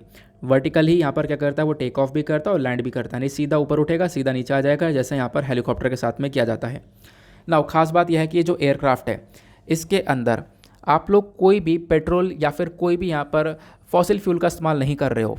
तो क्या है, तो यहाँ पर सिर्फ और सिर्फ इलेक्ट्रिक पावर का इस्तेमाल किया जा रहा है, यानी इलेक्ट्रिक व्हीकल है ये। तो आप कह सकते हो इलेक्ट्रिक एयरक्राफ्ट के ऊपर काम किया जा रहा है। अभी तक फॉसिल फ्यूल के ऊपर चलता है, अब इलेक्ट्रिक एयरक्राफ्ट के ऊपर काम कर रहे हैं। इससे क्या होगा, इलेक्ट्रिक पावर की आवश्यकता है, तो हमारे पास कुछ इलेक्ट्रिक पावर होगी, उसके मदद से हम लोग उस एयरक्राफ्ट को टेक ऑफ भी कर सकते हैं और लैंड भी कर सकते हैं। ये जो टेक्नोलॉजी है इसके ऊपर काम चल रहा है अभी, और इसके अंदर बहुत सारे यहाँ पर एडवांसेस देखने को मिलेंगे। होगा क्या, इसकी motor, battery, fuel cell, electronic controller, ये सब चीज़ें नई नई तरीके की आएंगी। आपने एयर टैक्सी का कॉन्सेप्ट सुना होगा, तो एयर टैक्सी वाला जो कॉन्सेप्ट है वो बेसिकली नया कॉन्सेप्ट निकल कर आएगा। एयर टैक्सी की तरह काम करेगा, ठीक है। आप बैठे यहाँ से, उड़ा, वो उड़ के दूसरी जगह पर पहुँचा, लैंड हुआ, तो एयर टैक्सी की तरह वर्क करता हुआ नज़र आने वाला है ये ईवीटोल का सिस्टम। तो ईवीटोल समझ में आ गया, vertical take off and landing आपको समझ में आ गया, ये कॉन्सेप्ट क्या बोलता है आप लोगों ने ये समझ लिया। ये बिल्कुल कैटेगरी हेलीकॉप्टर से ही आप लोग इसको सिमिलर कह सकते हो, जैसे हेलीकॉप्टर का ये काम देखने को मिलता है। अब क्वेश्चन ये है कि इस ईवीटोल का एडवांटेज क्या देखने को मिलेगा, क्या फ़ायदे हैं। सबसे पहला एडवांटेज है कॉस्ट इफेक्टिव, यानी कि बहुत कम दाम में यहाँ पर हम लोग प्रॉपरली इसको जनरेट कर सकते हैं। लेकिन उससे भी ज़्यादा इम्पॉर्टेंट बात यह है कि जब आपके पास ये ईवीटोल एयरक्राफ्ट होगा तो उसके लिए कोई बड़े एयरपोर्ट की ज़रूरत नहीं है। जैसे अगर एरोप्लेन को लेना है या फिर कोई दूसरे प्लेन्स को लेना है, एयरक्राफ्ट को लेना है, तो उसके लिए एक रनवे की ज़रूरत पड़ती है, एक बड़े से रूट की ज़रूरत पड़ती है कि वहाँ से उड़ान भरेगा और वहीं पर लैंड करेगा। लेकिन ईवीटोल के अंदर ऐसी किसी चीज़ की आवश्यकता है नहीं, तो पैसा भी कम लगेगा, कोई रनवे नहीं चाहिए, कोई इंफ्रास्ट्रक्चर नहीं चाहिए, ठीक है ना। तो कॉस्ट इफेक्टिव है। दूसरा यहाँ पर स्टेप, कोई भी यहाँ पर पोल्यूशन नहीं होगा, कोई भी ग्रीन हाउस गैस एमिशन नहीं देखने को मिलेगा, क्योंकि मैंने अभी आपको बताया यहाँ पे हम इस्तेमाल कर रहे हैं एनर्जी का, और मतलब कि एक तरीके से इलेक्ट्रिक एनर्जी का, और बाकी जो प्लेन्स वगैरह उसके अंदर इस्तेमाल हो रहा है फॉसिल फ्यूल का, तो फॉसिल फ्यूल की कोई रिक्वायरमेंट है नहीं इसके अंदर, तो यहाँ पे पोल्यूशन भी कम होगा। तीसरा यहाँ पे फ़ायदा ये देखने को मिलेगा, ये यहाँ पर आपको देखने को मिलेगा इसमें यह है कि इलेक्ट्रिक मोबिलिटी टेक्नोलॉजी को ये डेवलप करेगा। यानी हम लोग अभी इलेक्ट्रिक व्हीकल्स के ऊपर काम कर रहे हैं, अब इलेक्ट्रिक एयरक्राफ्ट के ऊपर भी काम किया जा रहा है। इससे क्या होगा, जो इलेक्ट्रॉनिक टेक्नोलॉजी है वो काफ़ी तेज़ी से आगे बढ़ती हुई नज़र आएगी। हम लोग एक नया इन्वेस्टमेंट, एक नई रिसर्च दे रहे हैं, हमारे पास इलेक्ट्रिक व्हीकल्स को लेकर नए नए कॉन्सेप्ट्स आते रहेंगे, तो ये चीज़ें हम लोग देख पाते हैं। अब ये जो ईवीटोल टेक्नोलॉजी है इसका हम लोग कहाँ कहाँ पर यूज़ कर सकते हैं। देखो, ईवीटोल टेक्नोलॉजी का हम लोग इस्तेमाल कर सकते हैं एयर टैक्सी की तरह। इधर से उधर जाना है तो एयर टैक्सी की तरह यहाँ पर इस्तेमाल करो। एयर टैक्सी के साथ साथ होम डिलीवरी की तरह इसको इस्तेमाल किया जा सकता है। प्लस यहाँ पे कोई सामान का ट्रांसपोर्टेशन करना है तो उसके लिए भी यहाँ पर ईवीटोल का इस्तेमाल किया जा सकता है। प्लस कोई एमरजेंसी मेडिकल सर्विस है, अर्जेंटली यहाँ पर किसी को मेडिकल सर्विस देनी है तो उसके लिए यहाँ पर यूज़ किया जा सकता है। तो ईवीटोल का अपने आप में काफ़ी सारा यूज़ हो जाएगा। अब ईवीटोल के अंदर कुछ परेशानियां भी हैं, चैलेंजेस है। चैलेंजेस क्या हैं? चैलेंजेस है सबसे पहला इंफ्रास्ट्रक्चर। तो आप कहोगे अभी तो आपने बोला था ये तो इसका फ़ायदा है कि इसमें किसी इंफ्रास्ट्रक्चर की ज़रूरत नहीं है, किसी रनवे की ज़रूरत नहीं है। हाँ, ये फ़ायदा भी है, लेकिन चैलेंज के अंदर भी यहाँ पर इसको देखा जा सकता है। चैलेंज के अंदर कैसे देखा जा सकता है कि इसके अंदर आपको भले ही एक रनवे ना बनाना पड़े, लेकिन एक हेलीपैड वगैरह बनाना पड़ेगा। प्लस यहाँ पे चार्जिंग के लिए आपको नई नई टेक्नोलॉजी को लेकर आना पड़ेगा। टेक्नोलॉजी को आपको बहुत ज़्यादा एडवांस करना होगा, ठीक है ना।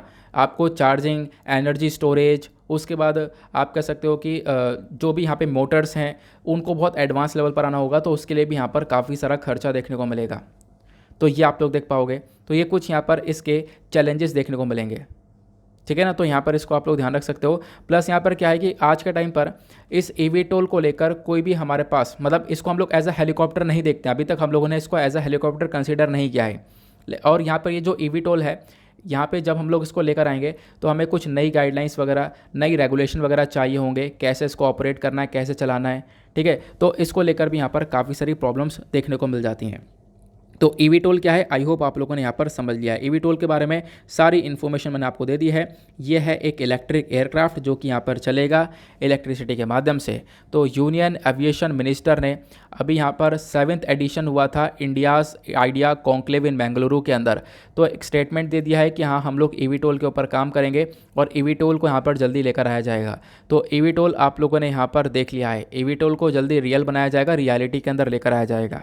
क्या है, आपने इसके बारे में सारी बातें जान ली कि वर्टिकल का कॉन्सेप्ट यहाँ पर क्या इम्प्लीमेंट होता है। उसके बाद आते हैं नेक्स्ट एडिटोरियल की तरफ। अब जो यहाँ पर अगला एडिटोरियल है आपको ये देखने को मिलेगा, नेक्स्ट एडिटोरियल काफ़ी इंपॉर्टेंट हो जाता है। यहाँ पर मेंशन किया गया है IPEF के बारे में, मतलब कि Indo Pacific economic framework for prosperity के बारे में। मतलब इस फॉर प्रॉस्पेरिटी नहीं, इंडो पैसिफिक इकोनॉमिक फ्रेमवर्क इसका नाम है। अब ये जो ग्रुप है कब बनाया गया था? जब यहाँ पे क्वाड की समिट हुई थी। पहले तो मैं आपको IPF के बारे में बताता हूँ, उसके बाद आगे बढ़ेंगे। तो IPF ग्रुप कब बनाया गया? जब आपको पता है अभी क्वाड समिट हुई है, तो भारत के प्राइम मिनिस्टर ने अभी इस क्वाड समिट के अंदर पार्टिसिपेट किया था। और चारों कंट्रीज, स्क्वाड का मतलब यहाँ पे 4 कंट्रीज़ का ग्रुप है ये, जिसमें ऑस्ट्रेलिया, यूएसए, जापान, इंडिया देखने को मिलता है। क्वाड का यहाँ पे गठन कैसे हुआ, मैंने आप लोग को इसके बारे में काफ़ी बार बता रखा है। 2004 से यहाँ पर क्वाड के गठन के ऊपर काम किया गया था। 2008 के अंदर ये क्वाड ग्रुप बिल्कुल फेल मार गया था, लेकिन 2017 के अंदर वापस इसको रिवाइव किया गया। आज के टाइम पर काफ़ी सारी मीटिंग्स होती हैं, तो अभी कुछ टाइम पहले भी क्वाड की मीटिंग हुई थी। अब इस मीटिंग के दौरान यहाँ पर एक ग्रुप को बनाया गया जिसका नाम है इंडो पैसिफिक इकोनॉमिक फ्रेमवर्क। और Indo Pacific economic framework group को यहाँ पे भारत ने भी ज्वाइन किया है, मतलब चारों क्वाड की कंट्रीज़ यहाँ पर देखने को मिल जाती हैं। और इसका ग्रुप का मेजर फोकस ये है कि हम लोग इंडो पैसिफिक वाले रीजन को, यानी इंडियन ओशन और पैसिफिक ओशन, इस वाले रीजन को यहाँ पे चाइना के एग्रेशन से बचाएं। चाइना की बहुत सारी इलीगल एक्टिविटीज़ इस पर्टिकुलर एरिया में देखने को मिलती हैं, उसको रोकने का हम लोग काम करेंगे। तो अभी इस इंडो पैसिफिक इकोनॉमिक फ्रेमवर्क के अंदर कितनी कंट्रीज़ है? 13 कंट्रीज़ आपको देखने को मिल जाती हैं, जिन जिन कंट्रीज़ ने इसको ज्वाइन किया है। जैसे कि यहाँ पर चाइना, जापान, यहाँ पर चाइना नहीं है इसके अंदर, ठीक है, चाइना को बाहर निकाला गया है। जापान है, साउथ कोरिया है, देन ब्रुनई है, देन उसका इंडोनेशिया है, मलेशिया है, फिलीपींस है, Singapore, Thailand, Vietnam, Australia, New Zealand, India और यूएसए। तो ये 13 कंट्रीज़ आप देख पाओगे इंडो पैसिफिक इकोनॉमिक फ्रेमवर्क का पार्ट हैं, ठीक है ना। ये आपको 3 ग्रुप देखने को मिलते हैं। एक तो इंडो पैसिफिक इकोनॉमिक फ्रेमवर्क है, दूसरा आपको यहाँ पर एक CTPP देखने को मिलेगा। यह बहुत पुराना ग्रुप है, comprehensive and progressive trade agreement for trans Pacific partnership. इसके अंदर पहले यहाँ पर यूएस भी हिस्सा हुआ करता था, लेकिन यहाँ पर आप कह सकते हो कि यूएस जो है इससे बाहर निकल गया था। अब यहाँ पर आप कह सकते हो ये भी ग्रुप का आगे चर्चा आएगी, तो मैं आपको इस ग्रुप के बारे में भी आगे बताऊँगा, ध्यान से बस खाली सुनते हुए चलना। अभी फ़िलहाल जो इंडो पैसिफिक इकोनॉमिक फ्रेमवर्क, जब इस ग्रुप को लॉन्च किया गया था, तो इस ग्रुप के अंदर बेसिकली इसके 4 मेजर पिलर के ऊपर काम किया गया है। यानी कि इस ग्रुप का सिर्फ 4 चीज़ों के ऊपर फोकस रहेगा। जैसे व्यापार के ऊपर फोकस रहेगा, सप्लाई चेन के ऊपर फोकस रहेगा, उसके बाद में क्लीन एनर्जी और टैक्स और एंटी करप्शन। अब यहाँ पर आप कह सकते हो इसके बारे में जब हम डिटेल से देखते हैं, तो इस एडिटोरियल में ऑथर ने इस IPF ग्रुप को क्रिटिसाइज़ किया है। मतलब IPF ग्रुप के कुछ यहाँ पर प्रॉब्लम्स बताई हैं कि हाँ, अमेरिका ने अपने इंटरेस्ट के लिए किस प्रकार से काम दिखाया है, वो सारी बातें यहाँ पर ऑथर ने मेंशन करी हैं। तो इस वजह से मैंने आपको थोड़ा सा IPF ग्रुप का बैकग्राउंड बताया, क्योंकि इंपॉर्टेंट था। तो अब यहाँ पे हम लोग एडिटोरियल डिस्कशन को देखते हैं कि यहाँ पे ऑथर क्या बोलते हैं। तो IPF ने यहाँ पर क्या किया, यहाँ पर मैंने आपको बता दिया कि 23 मई को क्या हुआ, जो बाइडन ने यहाँ पर क्या किया, मीटिंग वगैरह अटेंड करी, और मीटिंग वगैरह अटेंड करने के बाद में IPF ग्रुप का गठन किया गया। IPF के अंदर कितने मेंबर्स है? टोटल 13 मेंबर्स आपको देखने को मिल जाएंगे। वो 13 मेंबर्स कौन कौन से हैं ये हम लोगों ने देख लिया। उस 13 मेंबर्स के साथ साथ यहाँ पर IPF को अभी एक्सपेंड किया जा रहा है। इसके अंदर एक और मेंबर फिजी को भी ज्वाइन किया जा रहा है, आप लोग इसको देख सकते हो। फिर उसके बाद में यहाँ पर मेंशन किया गया कि जो अमेरिका का इनिशिएटिव है कि इस इंडो पैसिफिक रीजन के अंदर इस ग्रुप को बनाने का, वो इनिशिएटिव का मेजर फोकस है कि जितनी कंट्रीज़ इसके अंदर हैं उनके बीच में इकोनॉमिक कोऑपरेशन को बढ़ाना। हालांकि यहाँ पर एक और ग्रुप आपको देखने को मिलता है, CTPP, मैंने आपको बताया कौन सा वाला, ये वाला। ये ग्रुप भी पहले आपको देखने को मिलेगा। इस ग्रुप के अंदर Japan, Vietnam, Singapore, Australia, New Zealand, Canada, ये सब यहाँ पर हिस्सा देखने को मिलेंगी, ठीक है ना। उसके बाद में यहाँ पर कुछ ग्रुप, मतलब कुछ कंट्रीज़ हैं जो कि बिल्कुल अगेन इंडो पैसिफिक रीजन के पास में कुछ कंट्रीज़ हैं, वो भी यहाँ पर CPTPP का पार्ट है। अब यहाँ पे क्या देखने को मिलता है कि इस ग्रुप के अगेंस्ट में यहाँ पर इंडो पैसिफिक इकोनॉमिक फ्रेमवर्क को बनाया गया है, ठीक है ना। तो आप लोग ध्यान रखना, IPF को बनाया गया इस ग्रुप के अगेंस्ट में, क्योंकि यहाँ पर ट्रांस पैसिफिक पार्टनरशिप जो ये ग्रुप है पुराना वाला, इसकी बात जब हम लोग करते हैं तो इसमें यहाँ पर ये लोग फ्री ट्रेड एग्रीमेंट के बारे में चर्चा करते हैं, है ना। यहाँ पर इनका एक तरीके से फ्री ट्रेड एग्रीमेंट के ऊपर फोकस किया जाता है, व्यापार के अंदर काफ़ी सारी छूट दी जाती है। लेकिन यहाँ पे जो ये वाला ग्रुप है जो कि अभी बनाया गया IPEF वाला, इसके अंदर किसी भी फ्री ट्रेड एग्रीमेंट के ऊपर मेजर फोकस नहीं किया गया है। आगे मैं आपको इसके बारे में थोड़ी सी और इन्फॉर्मेशन दूंगा। IPF ग्रुप का मेजर फोकस ये है ताकि अमेरिका को एक इकोनॉमिक लीडरशिप मिले, और साथ ही साथ यहाँ पर अमेरिका चाइना को टैकल कर पाए इस इंडो पैसिफिक एक रीजन के अंदर, ऐसा यहाँ पर ऑथर बोलते हैं। फिर ऑथर ने यहाँ पर मेंशन किया, जब हम लोग बात करते हैं इंडो पैसिफिक इकोनॉमिक फ्रेमवर्क की, तो बेसिकली यहाँ पर इसका मेजर फोकस सिर्फ और सिर्फ 4 पिलर्स के ऊपर है, 4 चीज़ के ऊपर फोकस करता है। व्यापार, सप्लाई चेन, क्लीन एनर्जी और एंटी करप्शन, ये इसके ऊपर मेजर फोकस है। मैंने आपको बता दिया इसके बारे में, ठीक है। एंटी करप्शन मतलब करप्शन को टैकल करना, प्लस यहाँ पर क्लीन एनर्जी का मतलब है पोल्यूशन को कम करना। सप्लाई चेन मतलब यहाँ पर एक तरीके से किसी एक के हाथ में किसी एक प्रोडक्ट की सप्लाई ना हो, यहाँ पे सभी लोग मिलकर सप्लाई को एक तरीके से कर पाएँ। और उसके बाद में यहाँ पर रेजिलिएंट ट्रेड यानी व्यापार के ऊपर फोकस किया है। लेकिन ऑथर ये बोलते हैं कि अभी तक इन चारों ही के बारे में किसी को प्रॉपरली कुछ पता नहीं है। अभी तक यहाँ पे जो ये सिग्नेटरीज़ हैं इस IPF ग्रुप के, इनको प्रॉपरली इसके बारे में डिटेलिंग्स पता नहीं है कि हाँ ये कैसे वर्क करेगा, क्या है क्या नहीं है। अभी भी कोई इन्फॉर्मेशन यहाँ पर हम लोगों को मिली नहीं है, ऐसा यहाँ पे पता चलता है। हालांकि जो बाइडेन बहुत लंबे समय से ही बात कर रहे हैं इस IPF ग्रुप को लेकर। IPF ग्रुप को लेकर यहाँ पर इन्होंने अपने कंट्री के अंदर काफ़ी सारे डिस्कशन भी मांगा था काफ़ी सारे लोगों से। तो गूगल, माइक्रोसॉफ्ट, IBM जैसी कंपनीज़ ने यहाँ पर आप कह सकते हो अपने सजेशन दिए थे इस पर्टिकुलर ग्रुप को लेकर। तो यहाँ पर मेंशन किया जाता है कि जो IPF ग्रुप आपको देखने को मिलेगा, ये जो डिस्कस किया गया है, ये पहले भी यहाँ पर US के अंदर काफ़ी बार चर्चा की गई है इसको लेकर, ठीक है ना। तो ये यहाँ पर मेंशन किया जा रहा है। तो बेसिकली यहाँ पर बोला जाता है कि IPF ग्रुप की जब हम लोग बात करेंगे तो इस पर 4 चीज़ों के ऊपर फोकस किया गया। वो 4 चीज़ें मैंने आप लोगों को अच्छे से बता दी हैं। वो 4 चीज़ें कौन कौन सी बताई थी, एक सेकंड रुक जाओ, मैं फिर से एक बार दिखा देता हूँ। यहाँ पे इनका मेजर फोकस होने वाला है व्यापार के ऊपर। अब ध्यान रखना, व्यापार के ऊपर इनका फोकस तो है, लेकिन व्यापार के ऊपर इन्होंने फ्री ट्रेड एग्रीमेंट के ऊपर फोकस नहीं किया है, ठीक है ना। ये बेसिकली फ्री ट्रेड एग्रीमेंट नहीं किया है, मतलब कि अमेरिका के अंदर प्रॉपर दूसरी कंट्रीज़ को एक्सेस नहीं मिल पाएगा, क्योंकि इसके अंदर मैंने आपको बताया 13 कंट्रीज़ हैं। अमेरिका है, अमेरिका के साथ साथ आसियान की आपको 7 कंट्रीज़ देखने को मिलेंगे, न्यूजीलैंड, ऑस्ट्रेलिया है, देन उसके बाद में भारत भी है, यानी क्वाड की 4 कंट्रीज़ हैं। तो यहाँ पे सोचा ये था जैसे ये ग्रुप बनेगा तो अमेरिका इन कंट्रीज़ को सपोर्ट करेगा, अपने यहाँ पर इन कंट्रीज़ को एक मार्केट देगा, व्यापार को बढ़ावा देगा, एक फ्री ट्रेड एग्रीमेंट करेगा। लेकिन ऐसा यहाँ पर कुछ हुआ नहीं, फ्री ट्रेड एग्रीमेंट वगैरह हुआ नहीं। तो बेसिकली यहाँ पर ऑथर के थ्रू पहला पॉइंट तो ये उठाया गया, ठीक है ना, कि यहाँ पर आपको कंसर्न देखने को मिलेगा कि हम लोग सोच रहे थे फ्री और रेसिलेंट ट्रेड होगा, लेकिन ऐसा कुछ भी हुआ नहीं। टैरिफ वगैरह अभी भी लगे पड़े हैं। दूसरा प्रॉब्लम डेटा पोर्टेबिलिटी का देखने को मिलता है। ये इशू यहाँ पर क्या है कि देखो आज के टाइम पर सभी कंट्रीज़ डिजिटल इकोनॉमी की तरफ बढ़ रही हैं। अब अमेरिका ने यहाँ पर इस ग्रुप का गठन किया है, ठीक है। अब यहाँ पर एक तरीके से मेंशन किया गया कि देखो सब लोग डिजिटल इकोनॉमी की तरफ बढ़ रहे हैं, आने वाले टाइम पर डिजिटली चीज़ें काफ़ी हद तक बढ़ने वाली हैं। तो इसको लेकर क्या हो सकता है, जब हम लोग डिजिटली काम करेंगे, व्यापार करेंगे, तो इसमें यहाँ पर काफ़ी सारा डेटा फ्लो होता है। तो बेसिकली यहाँ पर डेटा फ्लो होता है, तो यहाँ पे अगर कोई भी कंट्री है जिसका भी कंट्रोल डेटा के ऊपर है, वही उस डिजिटल इकोनॉमी को चला पाएगा, ये यहाँ पर बताया गया। अब यहीं पर आप देख पाओगे भारत के लिए एक कंसर्न बन जाता है, भारत के लिए एक कंसर्न बन जाता है कि यहाँ पे एक थोड़ा सा क्लैश देखने को मिलेगा। अमेरिका यहाँ पर चाहता है कि डिजिटल इकोनॉमी को कंट्रोल कर पाए, ठीक है ना, लेकिन यहाँ पर इंडिया का मेजर फोकस ये है कि हम लोग जितना भी डिजिटल डेटा है उसको हम लोग भारत से बाहर निकलने देंगे नहीं, ठीक है। हम लोग डेटा लोकलाइजेशन की तरफ काम करेंगे। तो यहाँ पर कहीं ना कहीं एक कॉन्फ्लिक्ट सा क्रिएट हो जाता है, ये चीज़ें मेंशन की गई हैं। प्लस यहाँ पर मेंशन किया गया कि जब हम लोग बात करेंगे इंडिया की साइड से, तो इंडिया के लिए आपको यहाँ पर काफ़ी सारे इश्यूज़ देखने को मिल सकते हैं। यहाँ पे बोला गया कि अमेरिका ने इस पूरे ग्रुप के अंदर जो भी काम किया है वो अपने हिसाब से या फिर अपने इंटरेस्ट के लिए यहाँ पर काम किया है, अपने आप को यहाँ पर फ़ायदा पहुँचाने के लिए यहाँ पर काम किया गया है। उसके साथ साथ यहाँ पर मेंशन किया गया कि इंडिया के लिए यहाँ पर काफ़ी सारा चैलेंज हो पाएगा, क्योंकि यहाँ पर अमेरिका का मेजर फोकस क्या है, डेटा यानी जो डिजिटल इकोनॉमी है, डेटा के ऊपर कंट्रोल करना। लेकिन इंडिया बेसिकली डेटा लोकलाइजेशन के ऊपर काम करता है। हम लोग चाहते हैं कि हम लोग डेटा को अपने कंट्री के अंदर रखें, यहाँ पे इसको बाहर ना निकलने दें, ठीक है ना।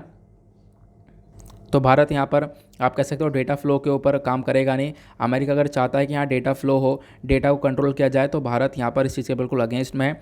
हम लोग डेटा लोकलाइजेशन को प्रमोट करते हैं, मतलब कि हम अपने कंट्री के अंदर से बाहर को डेटा निकलने नहीं देंगे। तो यहाँ पर कहीं ना कहीं एक ओपोजिशन से आप कह सकते हो दोनों के पॉइंट ऑफ व्यू देखने को मिल जाते हैं। तो यहाँ पर एक इशू क्रिएट होता हुआ आता है। तो हर्डल कहाँ पर देखने को मिलेगा वो मैंने आपको बताया कि एक परेशानी कहाँ पर देखने को मिल रही है, ठीक है ना। तो ये चीज़ें हम लोग को पता चल गई कि व्यापार में व्यापार नहीं हो पा रहा है इन कंट्रीज़ के बीच में। उसके बाद यहाँ पर डेटा लोकलाइजेशन का एक और इशू निकल कर आता है। तो ये पर्टिकुलर चीज़ यहाँ पर इस एडिटोरियल के अंदर मेंशन की गई है। उसके बाद जो नेक्स्ट एडिटोरियल है ये बात करता है डेमोक्रेसी को लेकर। बहुत छोटे से आर्टिकल है, मतलब कि इसमें से कुछ छोटी छोटी इन्फॉर्मेशन निकल कर आती है, कोई ज़्यादा कुछ खास इन्फॉर्मेशन नहीं है। जब हम लोग इस वाले एडिटोरियल को देखते हैं तो यहाँ पर ऑथर ने मेंशन किया है डेमोक्रेसी के बारे में। अब आपको पता है डेमोक्रेसी क्या होती है, डेमोक्रेटिक कंट्री यहाँ पर क्या होती है। डेमोक्रेसी वो है जहाँ पर सभी लोगों ने मिलकर अपने सरकार को बैठा रखा है ना, सब लोगों ने अपनी चॉइस से वोट देकर सरकार को बैठा रखा है। लेकिन यहाँ पर ऑथर मेंशन करते हैं डेमोक्रेसी इसके अलावा भी काफ़ी कुछ ज़्यादा चीज़ है। यहाँ पर ऑथर मेंशन करते हैं कि देखो इशू क्या है। इशू यह है कि अभी हम लोग देख पा रहे हैं कि देखो अभी हमने अपने कंट्री में मंदिर को लेकर, मस्जिद को लेकर, राइट टू वर्शिप को लेकर काफ़ी सारे इश्यूज़ देखे हैं। उसके साथ साथ यहाँ पर ये जब इशू हुए तो भारत की सोसाइटी ने बोला ये मुद्दा डायरेक्टली हमारे संविधान के अकॉर्डिंग सॉल्व होगा। हमारा जो संविधान है उसके हिसाब से यहाँ पे जो हमारे कोर्ट वगैरह हैं वो इस मुद्दे को सॉल्व करेंगे। फिर ऑथर यहाँ पर मेंशन करते हैं हमारे पास में एक global state of democracy report है 2021 की। यह रिपोर्ट यहाँ पर रिवील करती है कि लगभग जो भी डेमोक्रेटिक कंट्रीज़ आपको देखने को मिलती हैं और वो डेमोक्रेटिक कंट्रीज़ की जब हम लोग बात करेंगे तो वो बहुत कम हो चुकी हैं आज के टाइम पर, ठीक है ना। तो लगभग आप कह सकते हो 2/3 जो सिटीज़न है वो आज के टाइम पर डेमोक्रेटिक कंट्रीज़ के अंदर रह रहे हैं, अदरवाइज़ बाकी सारे देशों में कोई भी डेमोक्रेसी देखने को मिलेगी नहीं, इनका कहना यह है। अब यहाँ पर क्या है, जब बात आती है डेमोक्रेसी की तो लोग बोलते हैं वहाँ पे एक इलेक्टेड असेंबली होनी चाहिए, कोर्ट होना चाहिए, यानी कि इलेक्शन करके आपने अपने सारे जो नेता हैं उनको बैठा रखा है, ठीक है, आपने खुद इलेक्ट करके बैठा रखा है तो इलेक्टेड असेंबली है, कोर्ट है, तो यहाँ पर वो डेमोक्रेसी है। लेकिन ऑथर बोलते हैं नहीं, केवल यहाँ पे डेमोक्रेसी नहीं रुकती है, डेमोक्रेसी से कहीं गुना ज़्यादा आपको देखने को मिलेगी। वो क्या है यहाँ पर मैं आपको बताता हूँ। अब ऑथर ने यहाँ पर कुछ इशू बताएं, परेशानियाँ बताई हैं। पहली परेशानी ये बताई कि देखो अमेरिका में भी काफ़ी सारी प्रॉब्लम्स चल रही हैं। जैसे अभी क्या हुआ, अमेरिका के अंदर एक लड़के ने 18 साल का लड़का था, उसने बंदूक निकाली और जाके स्कूल में यहाँ पर फायरिंग कर दी और काफ़ी सारे लोगों की उसके अंदर जान चली गई। ये केस ये हुआ है अमेरिका के सुप्रीम कोर्ट की वजह से, क्योंकि सुप्रीम कोर्ट ने यहाँ पर लगातार अपने सेकंड अमेंडमेंट को रेफ़र किया है, क्योंकि अमेरिका का जो संविधान है उसमें जो सेकंड अमेंडमेंट हुआ है उस सेकंड में अमेंडमेंट के अंदर लोगों को अलाउ कर रखा है, यानी लोगों को यहाँ पर आप कह सकते हो मंजूरी दे रखी है कि वो लोग हथियार वगैरह अपने पास में रख सकते हैं, ठीक है ना। तो लोगों को यहाँ पर एक तरीके से राइट मिल जाता है। अब क्या हुआ, सुप्रीम कोर्ट ने इसके ऊपर वापस से कोई काम नहीं किया। जब हम लोग देख पा रहे हैं लगातार गोलियां चल रही हैं, इनफैक्ट आप जो पिक्चर में देख पा रहे हो ये बच्चा क्या कह रहा है, प्रोटेक्ट किड्स नॉट गन्स, ठीक है, यहाँ पर बच्चों को बचाओ, अपने गन को मत बचाओ। तो ये मेजर फोकस किया जा रहा है, क्योंकि आज के टाइम पर स्कूल के अंदर बहुत लंबे समय से गोलियाँ चलती रहती हैं, तो ये अमेरिका के अंदर एक सबसे बड़ी प्रॉब्लम देखने को मिल जाती है। फिर ये तो सबसे बड़ी पहली प्रॉब्लम हुई। दूसरी प्रॉब्लम यहाँ पर बताई गई ये कि अमेरिका के अंदर अभी रिप्रोडक्टिव हेल्थ को लेकर चीज़ें बदल रही हैं, या फिर आप कह सकते हो एबॉर्शन लॉ को लेकर एक बवाल देखने को मिल रहा है। यूएस का जो सुप्रीम कोर्ट है वो यहाँ पर वेमेन को उनके राइट्स नहीं दे रहा है, ठीक है, उनकी जो रिप्रोडक्टिव हेल्थ है यहाँ पर उसको आगे बढ़ दिया जा रहा है। अभी तक देखो यहाँ पे क्या है ना, अबॉर्शन बेसिकली एक राइट है, हाँ वेमेन जो है वो अबॉर्शन करवा सकती है, लेकिन अबॉर्शन के ऊपर रोक लगा दी जाएगी तो यहाँ पे काफ़ी सारी प्रॉब्लम होंगी। अबॉर्शन को लेकर लॉज आ जाएंगे तो उसको लेकर भी प्रोटेस्ट हो रहा है। तो यहाँ पर मेंशन किया गया कि हाँ यूएस के साइड से यहाँ पर जो सुप्रीम कोर्ट है उससे देखो कितनी सारी प्रॉब्लम्स यहाँ पर क्रिएट हो रही हैं, ठीक है ना, ये यहाँ पर मेंशन किया गया। फिर यही चीज़ों का इम्पैक्ट भारत के अंदर भी पड़ रहा है। जब हम लोग भारत की बात करते हैं तो अबॉर्शन को लेकर काफ़ी ज़्यादा चर्चा हो रही है भारत के अंदर भी, तो यही चीज़ हम लोगों को देखने को मिलती है। तो ऑथर बोलते हैं कि यूएस और इंडिया यानी अमेरिका और इंडिया दोनों डेमोक्रेसीज देखने को मिलती हैं, दोनों यहाँ पर रिटन कॉन्स्टिट्यूशन के ऊपर काम करती हैं, यानी जो संविधान है उसको लेकर काम करती हैं। अब दोनों ने यहाँ पर आप कह सकते, जो हम लोग बात करते हैं डेमोक्रेसी की, तो दोनों बात करती हैं वी द पीपल करके, ठीक है, यहाँ पर लोगों से ही ये पूरी कंट्रीज़ बनी हुई हैं, लोग ही यहाँ पे क्या करते हैं अपने हिसाब से वोटिंग देकर लोगों को इलेक्ट करके उसका सरकार बनाते हैं, तो इस प्रकार की डेमोक्रेसी देखने को मिलती है। लेकिन यहाँ पर ऑथर मेंशन करते हैं कि जो हमारा कॉन्स्टिट्यूशन है वो डेमोक्रेसी को डिफ़ाइन करता है कि भाई उसमें इलेक्टेड असेंबली होनी चाहिए, इंडिपेंडेंट कोर्ट होना चाहिए, है ना, बस इतना। लेकिन ऑथर बोलते हैं कि समय के साथ चीज़ बदलनी चाहिए। आज के टाइम पर सिर्फ इलेक्टेड असेंबली और इंडिपेंडेंट कोर्ट से काम नहीं चलेगा, डेमोक्रेसी के अंदर चीज़ें और बदलनी चाहिए। जैसे यूएस और इंडिया की जब हम लोग बात करते हैं डेमोक्रेसी के मामले में, तो अभी क्या हुआ कि देखो जो बाइडेन ने क्या किया है, क्वाड समिट को देखा, क्वाड समिट के अंदर यहाँ पे फोकस किया कि रशिया और चाइना दोनों को हम लोग यहाँ पर टैकल करेंगे, ठीक है, तो यहाँ पर जो बाइडेन का मेजर फोकस था। और रशिया और चाइना को ऑथोरिटेरियन गवर्नमेंट बोला गया, यानी कि वहाँ पर एक तरीके से आप कह सकते हो कि एक ही व्यक्ति लंबे समय से रूल कर रहा है। चाइना और रशिया ऐसे कंट्री जहाँ पे लंबे समय से एक व्यक्ति रूल कर रहा है, आपने देखा होगा, है ना। तो यहाँ पर मेंशन किया जा रहा है इंडिया और यूएस दोनों को ज़रूरत है अपनी डेमोक्रेसीज़ को एक ऑर्डर में लेकर चलना।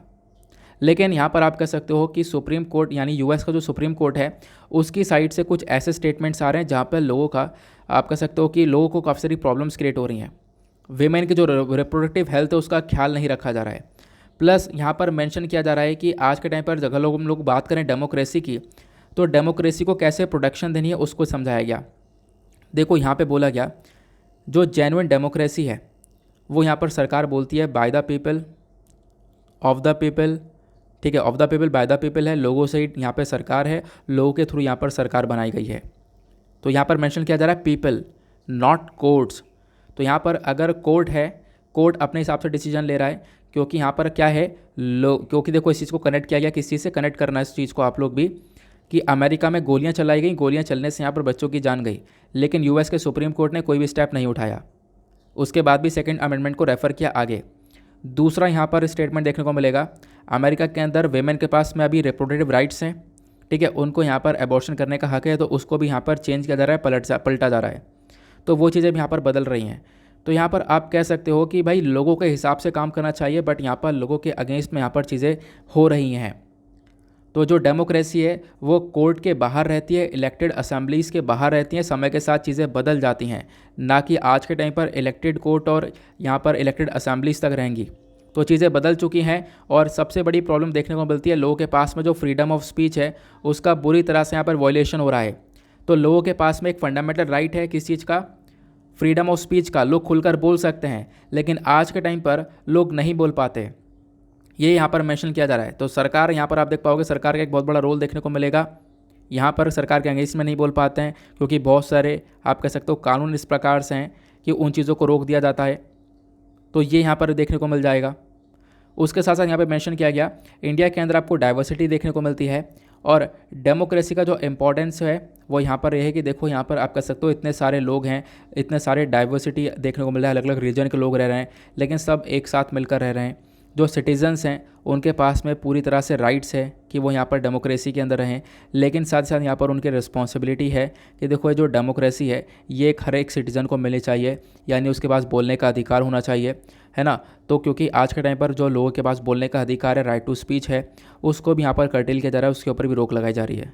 तो डेमोक्रेसी क्या है आप लोगों ने समझ लिया। डेमोक्रेसी सिटीजन जो है उनकी रिस्पॉन्सिबिलिटी है कि उनके पास बोलने का भी अधिकार है, सुनने का भी अधिकार है और देखने का भी अधिकार है। तो इस चीज़ के ऊपर काम किया जाए, इस डेमोक्रेसी को एक प्रोटेक्शन दी जाए।